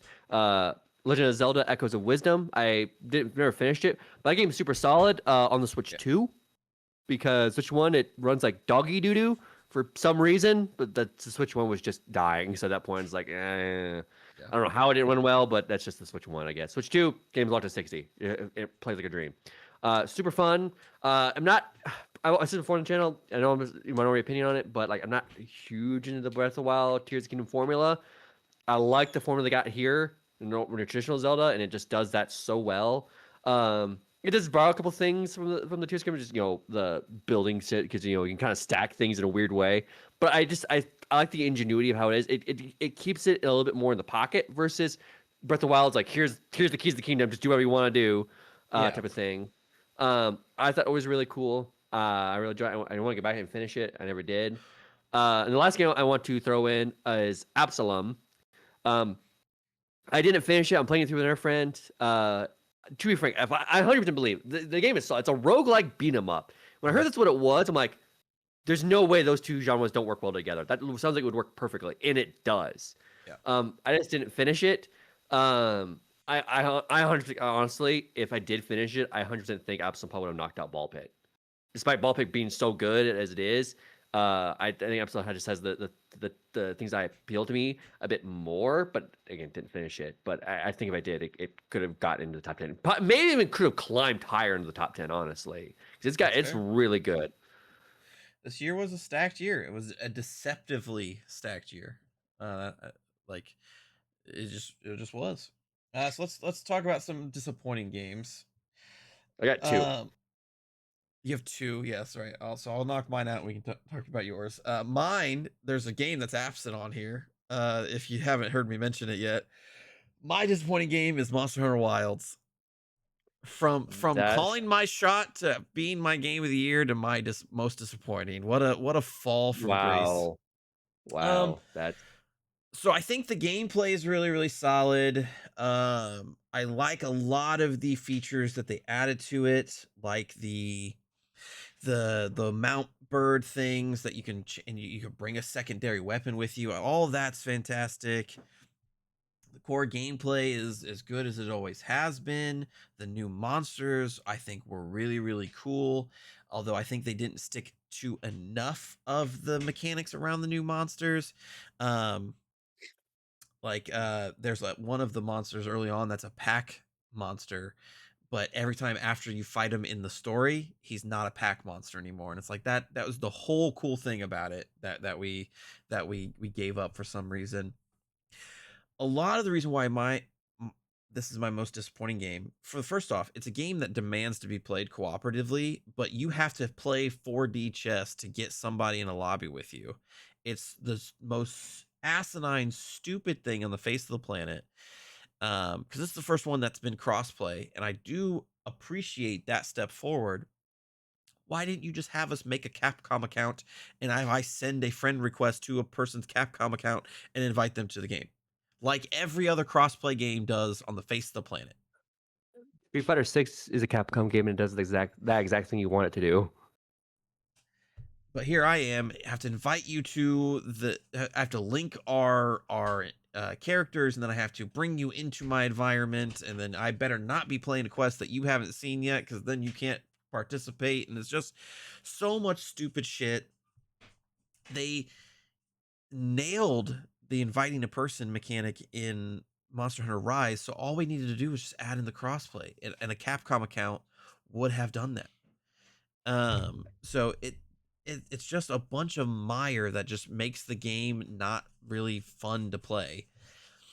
Not only that, I feel like the release schedule for like updates and stuff has been a lot slower than the past two Monster Hunter games. And then most importantly, performance has been a very big issue. I personally didn't have a ton of performance issues, but I have a very top of the line PC. Anybody that had a low top end to mid PC had a ton of issues for no reason that Capcom blatantly ignored and even said as much. They this month, no, sorry, last month, January 2026, they released a big update that fixed a lot of the issues nearly a year after launch. And then for the creator to go on and say they blamed the PS5's price tag for the reason why nobody was playing this game. No, it's because the game was poorly optimized. That got out, and people are like, I'll just wait for it. Because again, a Monster Hunter game on release is not the fun part. It's when they release the Master Edition quests in the expansion that's when the game really gets fun. So you could totally wait for Monster Hunter Wilds until they release the Iceborne or Sunbreak equivalent of the expansion that releases the master quests and you actually get to the real shit. Um, I do think this game is good. I do think that there's a lot to do in the game. I just think that there's a better version down the line that you should wait for. That's fair. But I will say, Monster Hunter Stories comes out this year, and that will give me my Monster Hunter fix that I have been sorely missing throughout this year. So That's fair. so I think that's the tale of our disappointing games. Is all these games aren't awful, but they did really bad missteps that really hurt them. yeah, As I said, I had two. One other thing is you're gonna agree with probably is the second one for you as well. Mario Kart World. yeah, for sure, for sure, Like for sure, without a doubt. uh like we did a review for it, so we're not gonna go too crazy in this, but like it had as I said a second ago, like I gave praise to Kirby Air Riders and Sonic Crossworlds, and here's Mario Kart World being the most disappointing. Like, how do you take this storied franchise and kind of just put out a game that's just so mediocre?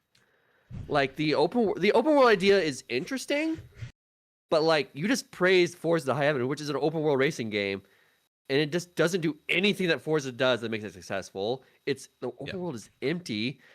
The Grand Prix are awfully designed because you yes, can only do the first track in 3 laps, and then you have to spend 2 laps of the next 3 tracks, each of the next 3 tracks, just going to the next track, and then you only do 1 lap around the new track. It's like I'd just rather do 3 laps around every single track. yeah. Um, the honestly, I get the idea of choosing the race the track from the world map like versus mode, but to have both. Have if you want to use that, use Yeah. that. Give me just a list. Also, that character selection menu is the worst character selection menu in any Mario Kart. It's awful. Yeah. Just so many just strange decisions that were made. But overall, the game's still Mario Kart. Like it's still like yeah, but that still has it's untainted. But just everything around that core just doesn't feel right. For $10 more than Mario Kart World, you can buy Mario Kart 8 Deluxe and the DLC and have like 4 times the amount of tracks, a fuck ton of characters, and a better game. Hmm. That's the truth of the matter. Yeah, It's just so strange. It was not.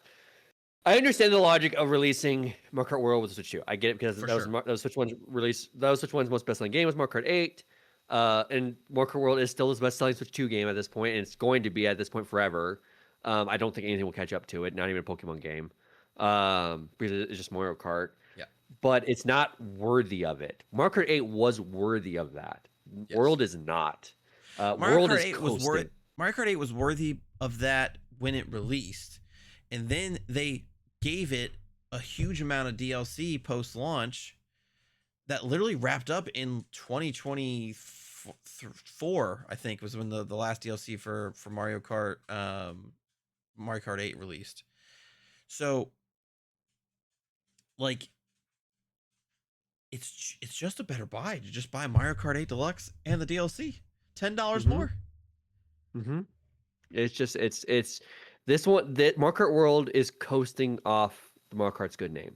Yes. Now here's the thing. I feel this way for both this game and my other disappointing game. These are issues that can be fixed. You can easily release an update that fixes that character select menu. You can easily release an update that allows a toggle for. Do you want to do the Grand Prix with the intermission tracks in there, or do you just want to do the normal one? Do you want have a toggle for select tracks from a list? There are things to be done, and I do believe they're already planning to add more tracks in Yeah. characters to There'll it because be a that DLC. was yeah, I do think that's going to happen, so I'm not too worried about that. But the issues I think that really that brought it down can be addressed, but they do need to address them. For sure. For sure, I agree. So those are your two, and then I have a first. So my second most disappointing game is Marvel Rivals. So this is a game that made my top 10 last year. It was number 9, and I said like I look forward to its future. They squandered that. The 2 issues specifically. I will say this for free to play game, its monetization is probably the best. Like they give you a lot of free shit. They even give free currency a lot to buy stuff. So there's actually some skins I bought because I had some friends who were kind of addicted to it. We played a lot. I have played it a lot over this past year because friends wanted to play it. But I did so I got some skins for free that were actually usually to cost money. So I'll give them that. But 2 issues that really brought the whole thing down. One, the main issue is the matchmaking. This game has the worst matchmaking I've ever seen, genuinely, and it's actually pushed me to like want to stop playing it. I actually have to play. I've uninstalled it for right now. I'll probably reinstall it someday, but I need time away from it. Like I don't want to play this game anymore. I need to take a break, so I'll uninstall it to make sure I don't try and go back into it after for a while. And to be frank, with Overwatch's new announcements, they're trying to rebuild themselves. Like maybe it's time to go back to Overwatch for a little bit. Because like Marvel Rivals gave Overwatch a black eye, which Overwatch desperately needed. Yes. I think hopefully Overwatch can give Marvel his black eyes. Again, that matchmaking is awful. A lot of people say, oh, they're not doing EOM. I don't really fucking care whatever the fuck you call it. It's not good matchmaking. It genuinely is awful. It's causing people to not want to play ranked. It's still causing people who want to sweat go into quick play, which I just play over quick play. But it's you either play a match where you're functionally fighting against bots or newbies, you're going to steamroll, or you're fighting against these sweat lords who don't have a job. And so like either you lose, you're guaranteed to lose, or you're guaranteed to win. Like that's not fun. No, it's not. And then you have its balancing issues on top of that, which the matchmaking being horrific just exacerbate those balancing issues. I kind of understand why Overwatch did roll queue now. Like I generally get it because I understand that the force 222 or even 221 now in Overwatch 2 does kind of break flexibility, but it's easier to balance for when you have a set format. Yes. When you let the Wild Wild West happen like Marvel Rivals, here's the thing: triple support has dominated that game since launch. Yeah, it has. And yeah. And you're not gonna fix it until you force a cap. Either you cap. One thing I didn't notice Overwatch 2 because I booted up to see what was a little different before I this next week's update to it. They have 6v6 in the game as you can do anything, but it's max 2 tanks, which I get because in Overwatch this past tanks were the big issue. Goats was triple tank, double shield was a big thing in Overwatch.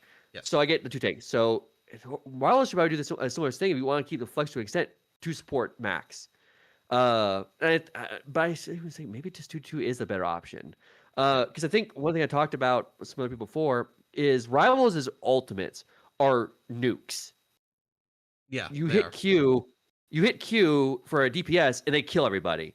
You hit Q for a healer and Luna starts dancing and no one dies for 12 seconds. Even in Overwatch, the ults aren't nukes. Even the actual nuke ult with D.Va, you can clearly hear her firing, starting it up, and it's very telegraphed. If you're not dumb, if D.Va gets a team wipe with her D.Va bomb in Overwatch, you made it some awful place for that to happen. Yeah. In Rival Rivals, if a Psylocke team wipes you, that's just the game at that point, and she can do it multiple times a match. Yeah. No, in Rivals, I mean, Anna has her sniper where she supercharges the character, but it's one. again, Luna ults, no one's dying for 12 seconds. Yeah. So I think what you're describing is, Blizzard has a long experience with competitive games, and so they know a thing or two about how to design and then balance. And Marvel Rivals just doesn't have that. That's why all of the ultimates in the game feel very, very samey. They may do different things, but they're all designed the same way. All of the support ultimates usually enter a zone of healing that you get a lot of healing.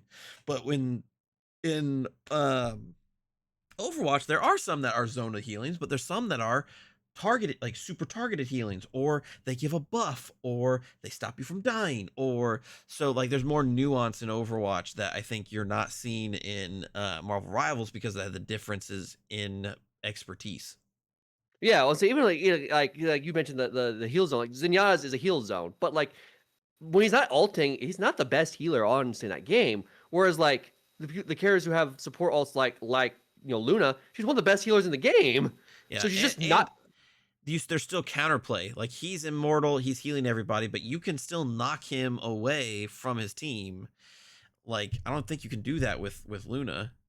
The only thing that can stop Luna's ult is essentially an instant death ult, like Iron Man's. That could, but if you don't have an Iron Man to basically shoot her down, and make her stop with his ult, which Iron Man's not a great character. So the balancing is just again made worse by the matchmaking. The ults are way overtuned, and it maybe it wouldn't be as bad if the ults also you weren't getting them every 5 seconds in Marvel Rivals. Whereas these Yeah. in Overwatch, the ults aren't nukes, and you're not getting them that often. Yeah, I mean, you're getting them based on your play, right? Like if you're a DPS doing damage, you're going to get your ult faster, but that usually means that you're probably vulnerable to being attacked, or vice versa. There's the art of balancing is always pros and cons, right? Like yes, I can get my ult charge fast, but I'm going to expose myself, leading to a greater chance of me dying. But if I play it well, then I'm good.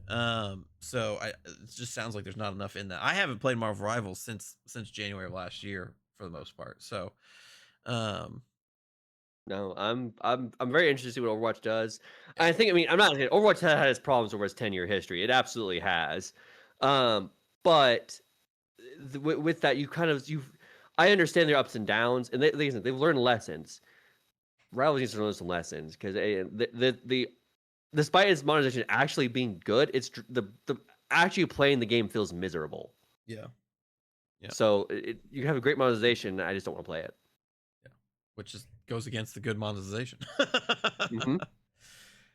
All right, well, it's no secret what our number ones are.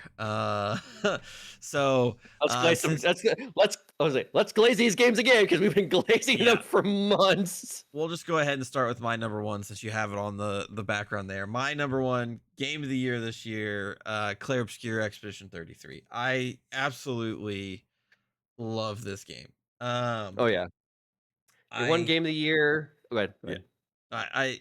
I have just like you said with Metroid Prime 4. I have a deep emotional attachment to this game because not only is it by a double A studio that has just so much passion, and that passion is infectious, but it also takes so much from my favorite genre of video games, which is JRPGs, and repurposes it and reimagines it into something so new, so fresh, so fun, while also telling a very emotional story that at this point in my life I am also very much worried about and thinking about, which is just legacy. Hmm. The tagline for the expeditions is for those that come after, for those that come after, for those that come after, and that is such a powerful phrase that I myself have been thinking a whole lot about, what my impact on the world has been and everything like that. And so this game just really hit me at a perfect time and hit me in a perfect way, that there, even in April, this was my game of the year, and nothing has even come close to the heights of Expedition 33. This is now one of my favorite video games of all time, and it will stay that way. And Sandfall has ingratiated themselves into my personal list of, you make a game, I buy it. Like there's no other questions. Insomniac, Supergiant, CD Project Red, like these tremendously consistently great studios. Sandfall is already amongst them because this game is a work of art. This game is a lightning in a bottle of an experience, and I'm thinking about it right now. I want to go play it. Like let's just simply put, I want to go play it. It's so good. It's just a deeply profound game with so many layers. Um, whether it's in the storytelling or in the visual style or in the gameplay itself, there's just so many layers, so many layers. Mhm. Oh yeah, I mean, this is my number 2 for the year. But I completely understand why people are picking it number 1. And it won Game of the Year at the Game Awards, so like I'm not like I totally get it. As you said, this game's a work of art. Like it genuinely, it was my Game of the Year up until my number 1 actually came out, and Yeah, but we'll get to my number 1 in a minute. But yeah, no, this game is super solid. As you said, it is a love letter to JRPGs. It takes a lot of things about uh a lot because like the combat system, like how it's designed, how the menu looks, it's very Persona-esque. The parrying, dodging, also it's very Mario Luigi-esque.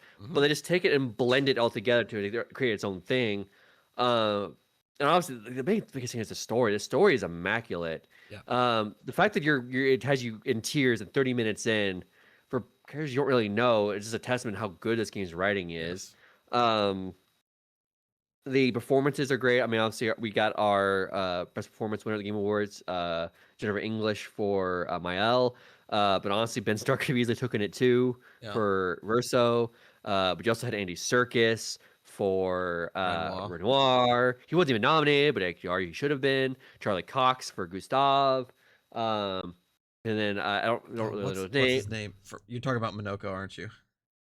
No, well, I mean, even Minoko Yeah, deserved. Minoko. That's what I was talking about. I was like Minoko is he. There's not a There's not a cast.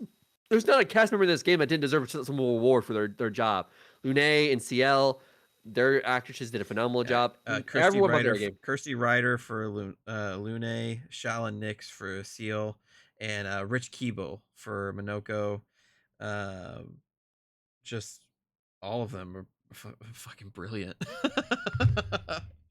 I mean, there's not a point in this game where it's not fucking real. The only grab I could take it. Okay, I'm splitting hairs to get to it. To get to a grab is the overworld map when you're on it. Not when you're like actually moving around gameplay, but the actual like map in the menu is kind of like things are not labeled and it's not great. I agree with the Eh, labeling of the map. I agree with the yeah. labeling of the map. But I love the overworld personally as a JRPG fan because stepping out in the overworld for the first time took me right back to 2000 playing Final Fantasy 9 for the first time because when you Oh, enter the open world, when you enter the overworld in that map, it's the world is big but your character is small, and I was just like, "Oh my god. Oh my oh no, god, yeah, right in my that heart." that's fine. That was done well. I'm just saying the actual map in the Yeah, menu yeah, was it was should have good, been man. labeled. It should have been labeled, especially in the post game when you are like freely able to go and explore and stuff. Like it Yeah, definitely should have been labeled. I But found a needle in a haystack of a problem in this game. yeah, Yeah, big. What? Oh no! I mean, that's how great this game is. That's my biggest gripe. yeah, Like everything else is just top notch. As you said, I will whatever they do next. I mean, they have said that Expedition 33 specifically won't be getting a sequel. The yes, story is done, but Clair Obscure is basically the the title of the franchise franchise itself. name. Yeah. So the subtitle, Expedition 33 is a subtitle that will change. Yeah. Um, but where they go next, I don't know. But whatever you go next, I'm there day one.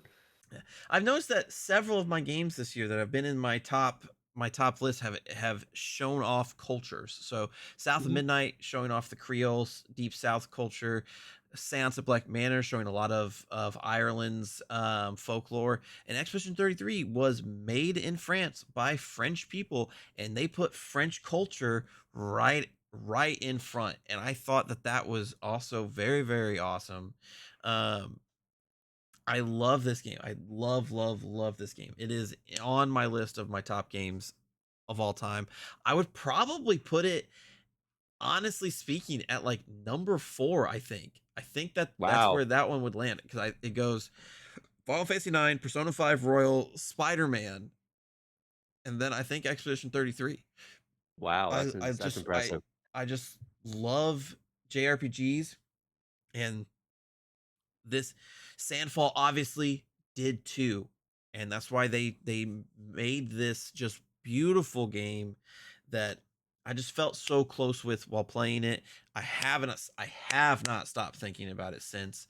I'm ready to do another playthrough, try out some different characters I didn't use enough of, try out some different builds. I went with like a heavy burn build this time, and it worked out really well. But I know there's others, and it's just so good. I cannot wait to see what else Sandfall has planned for this franchise, because it's a wonder of the world. Hmm. Oh, absolutely. I mean, I remember the lead up to it because you were like very intrigued by the like you were like, oh, I'm into this. I was still kind of like, oh, sure, I'm not sold, but like, oh, I'm interested in it. And then it came out into the world by storm. I'm like, okay, no, I'll check this out. And yeah, no, every every every word of praise it got, it 100% deserves. Yeah, Like, it's only by a sheer fucking miracle that it's not my number one. yeah. Um, it's if it wasn't for the my number one, it would be number one. And I really think It's that it just comes down to what genres we have like special attachments to, because like JRPGs for me are my childhood, are that's where my love of video games come from, and you are very attached to the Telltale styles of games, and that's why your number one is what it is. And so I just think that's really powerful. um but please go play Claire Obscura Expedition yeah. If 33. you haven't, I Like, mean, there if again, you there's haven't, a reason. what have you been playing? There's a reason why it won 9 awards, the Game Awards. There's a reason. A lot of people complain, why did it win so many? Because it deserved it. Yeah, we haven't even mentioned the fucking music yet. Like, the music is like Persona level S tier fucking music. 100%, 100%. Uh, I generally, yeah, no, it's super crazy good music. I Yeah, mean, it's the sound. Everyone knows that I mean, the best song I think is my favorite song, at least from the game, is probably everyone's favorite song. It's the one for the second Renora boss fight. yeah, Uh, it's it's such a beautiful song that I've seen so many videos. It happened to me too, where like the song stops off softly while the cutscene's going on, and then as soon as the fight starts, it just starts dropping the beat and just starts going. And I'm yeah. just like distracted. I'm getting whacked by one arm. I'm like, hold on, stop trying to hit the music. It's so good, and I see that happen so many reactions online about that same moment. This fight just Uh, started. I'm down 2 characters because I was listening to the music. and then you read the lyrics Yeah, because they're singing in French. So like, I can't speak French, obviously. I can only speak English and read and write English, but it's fine. That's my point. But the thing is, so I don't understand. Understand, know like, oh, this is what the song is like. Oh, and I know what the plot is like. This song's heartbreaking. yeah, Like I think everything else in this game is heartbreaking. yeah. Just like I was about to say, it's just like everything else. It's fucking heartbreaking. So yeah, go play Claire Obscura Expedition 33. What the fuck you doing? If you haven't played it yet, I don't know what you were playing last year. I it shouldn't have taken us to tell you to go play this game. Yeah, that's true. All If right, someone did, go do it. let's get into the non-heartbreaking one. I feel like that's a perfect way to end the show. Okay, so we kind of figure what's number two. So we've been glazing this game for a while too. My number one is Dispatch. So good. It's so good. The funny thing is, we were talking about Expedition 3 a minute ago. It's almost the same way I feel about Dispatch. There was as much as I just glazed Expedition 3 on November 12th, when the final 2 episodes dropped and I was done. I knew the race was over. I held out hope. I'm saying maybe Metroid Prime 4 could do it because I have saw spoiler Metroid, but I knew deep down it wasn't going to do it. Even before the game came out, I even said it had warts. But before the warts came out, that's a small chance in hell it can do that, and it didn't. This game, like you for X-Men 3, this game made my probably my top 10 of all time. I don't know where it is. You have an idea where it is in yours? 333. I don't know where this is, but one thing I do know. we a long time ago, we on this channel we did a top 10 indie games of all time, Yep. and this Damn, is damn, that list is wrong now. yeah, Jesus. Um, 2026 said, "Hold my beer" for those. I don't know if I would. I don't know which I would pick over this or Celeste, but it passed Hades. Hades 1, 2 were literally at number 2. It passed them Yeah. easily. It's literally tied with Celeste because Celeste has some meaning to me too. But this game, I mean, I have not felt this way about a game since Persona 5. I fell in love with the cast. I've replayed it 4 times already. I want to do a 5th. It's I've seen most of the options at this point. I know how the story goes, but it's just all these characters are so great. Yeah. All the moments are so fun. Like I basically remember texting you when the final episodes were coming out, going, this could be my game of the year if it sticks the landing. And then when I played the final episode, I said Yep. it stuck the motherfucking landing by doing a triple backflip from the rafters. Yeah. Style. It just we still need to do an Expedition 33 review. Honestly, we haven't really Yeah. done that yet, but we did do a review of Dispatch like the week it came out once it finished, and we both gave it a 10. Yeah. It was a 2.5 hour review. I could praise this game all day. Yeah. From the performances of Robert to Laura Bailey as Visigal to Aaron Nevada as Blonde Blazer, to the music, the license track. I mean, radio that plays during the episode 6 dance party is in my playlist now. 6 a.m. From that plays in the end credit scene is in my playlist now. This game is just so much fun. This is the first game I've platinumed since Persona 5. So all the trophies, I just love this game. I spent I'm still waiting on them to arrive. I don't know when they're gonna arrive. They should arrive from this month, hopefully, maybe in March. But U2's the statue and like plushie brand announced pre-orders for Dispatch plushies, and I ordered Blazer, Robert, and Beef. So over $100 in plushies for this game. I want T-shirts. I mean, whatever Had Hawk does next, I'm there day one. Like I as you said, like I grew up. Obviously, Telltale's like reign was during the 2010s, so I wasn't obviously as young as you were with JRPGs, but I still grew really attached to them. Hell, I mean, even like the Life is Strange games a little bit. Warts those games have too, but when Telltale fell, like I understood because they were overextending themselves, but it did feel like something was missing. And then Ad Hoc came out of the ashes of Telltale and made the best type of game in that genre ever, and fixed the problems with it. Like one of Telltale's biggest issues, I said before, was the fact that it was months in between episodes. So people just like, I don't care. I guess I'll play when all 5 are out, or whenever how many episodes they do are out. And but the problem is, a lot of when people do that, they forget the game's out. They forget the game's finished. Dispatch didn't do that. Dispatch went, we're just gonna release them, 2 episodes weekly basis until all 8 are out. So that built hype like a TV show did. So I said in our most recent episode, the first 2 episodes dropped, 60,000 people were playing on Steam. Not just Steam alone. So PlayStation also was doing that. But every week it increased.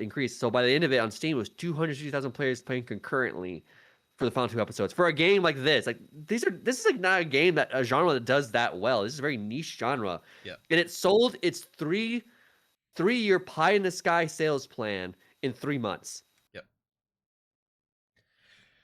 Without any difficulty at all. So no. So yeah, and the fact that they're doing superheroes traditionally super hard to get into because they've been done for over 100 years at this point.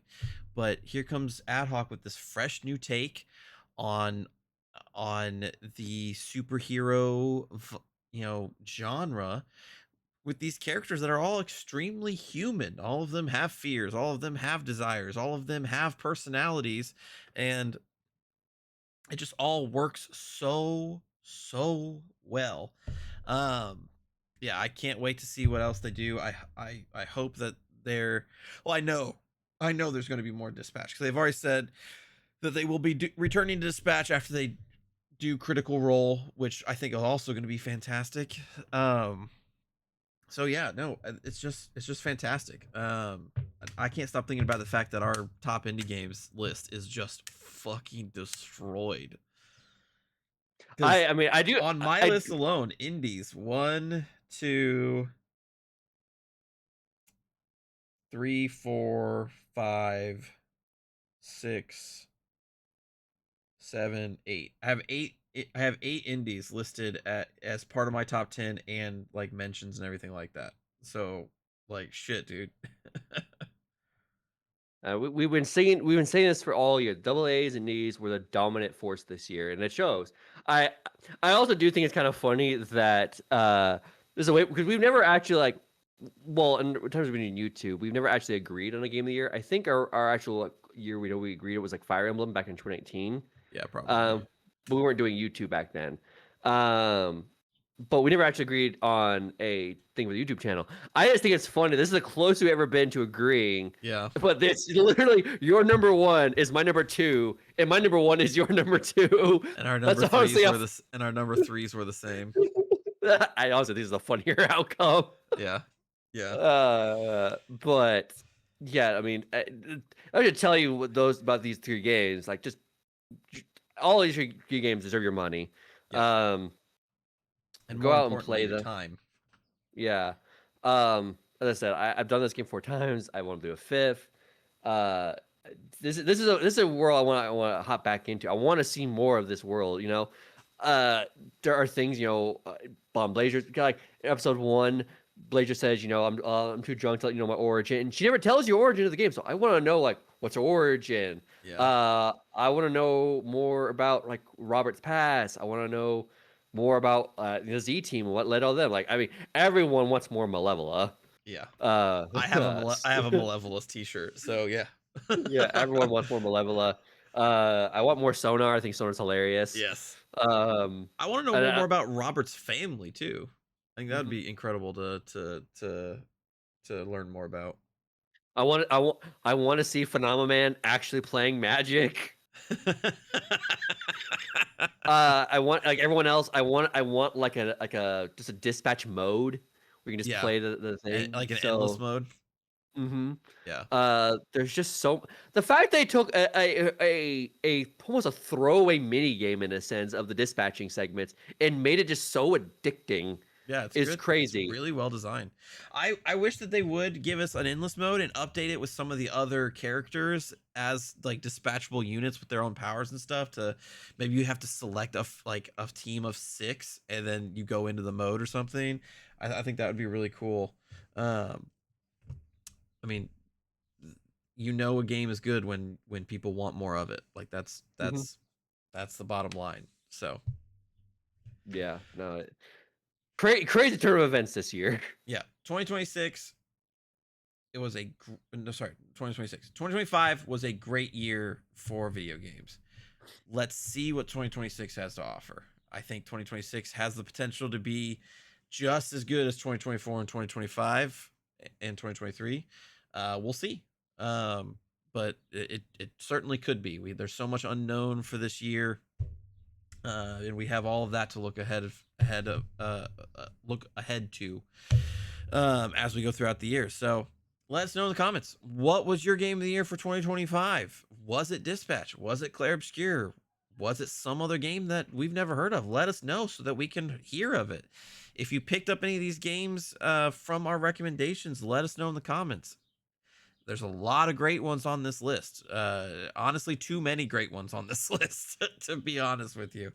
Um, but we appreciate your time. I know this was a long one. This was always going to be a long one. It was a great year for games, but there wasn't anything that we could just skip over this year. So, thanks for being with us. Thanks for supporting the channel. And Chloe and I will see you in the next video. Adios.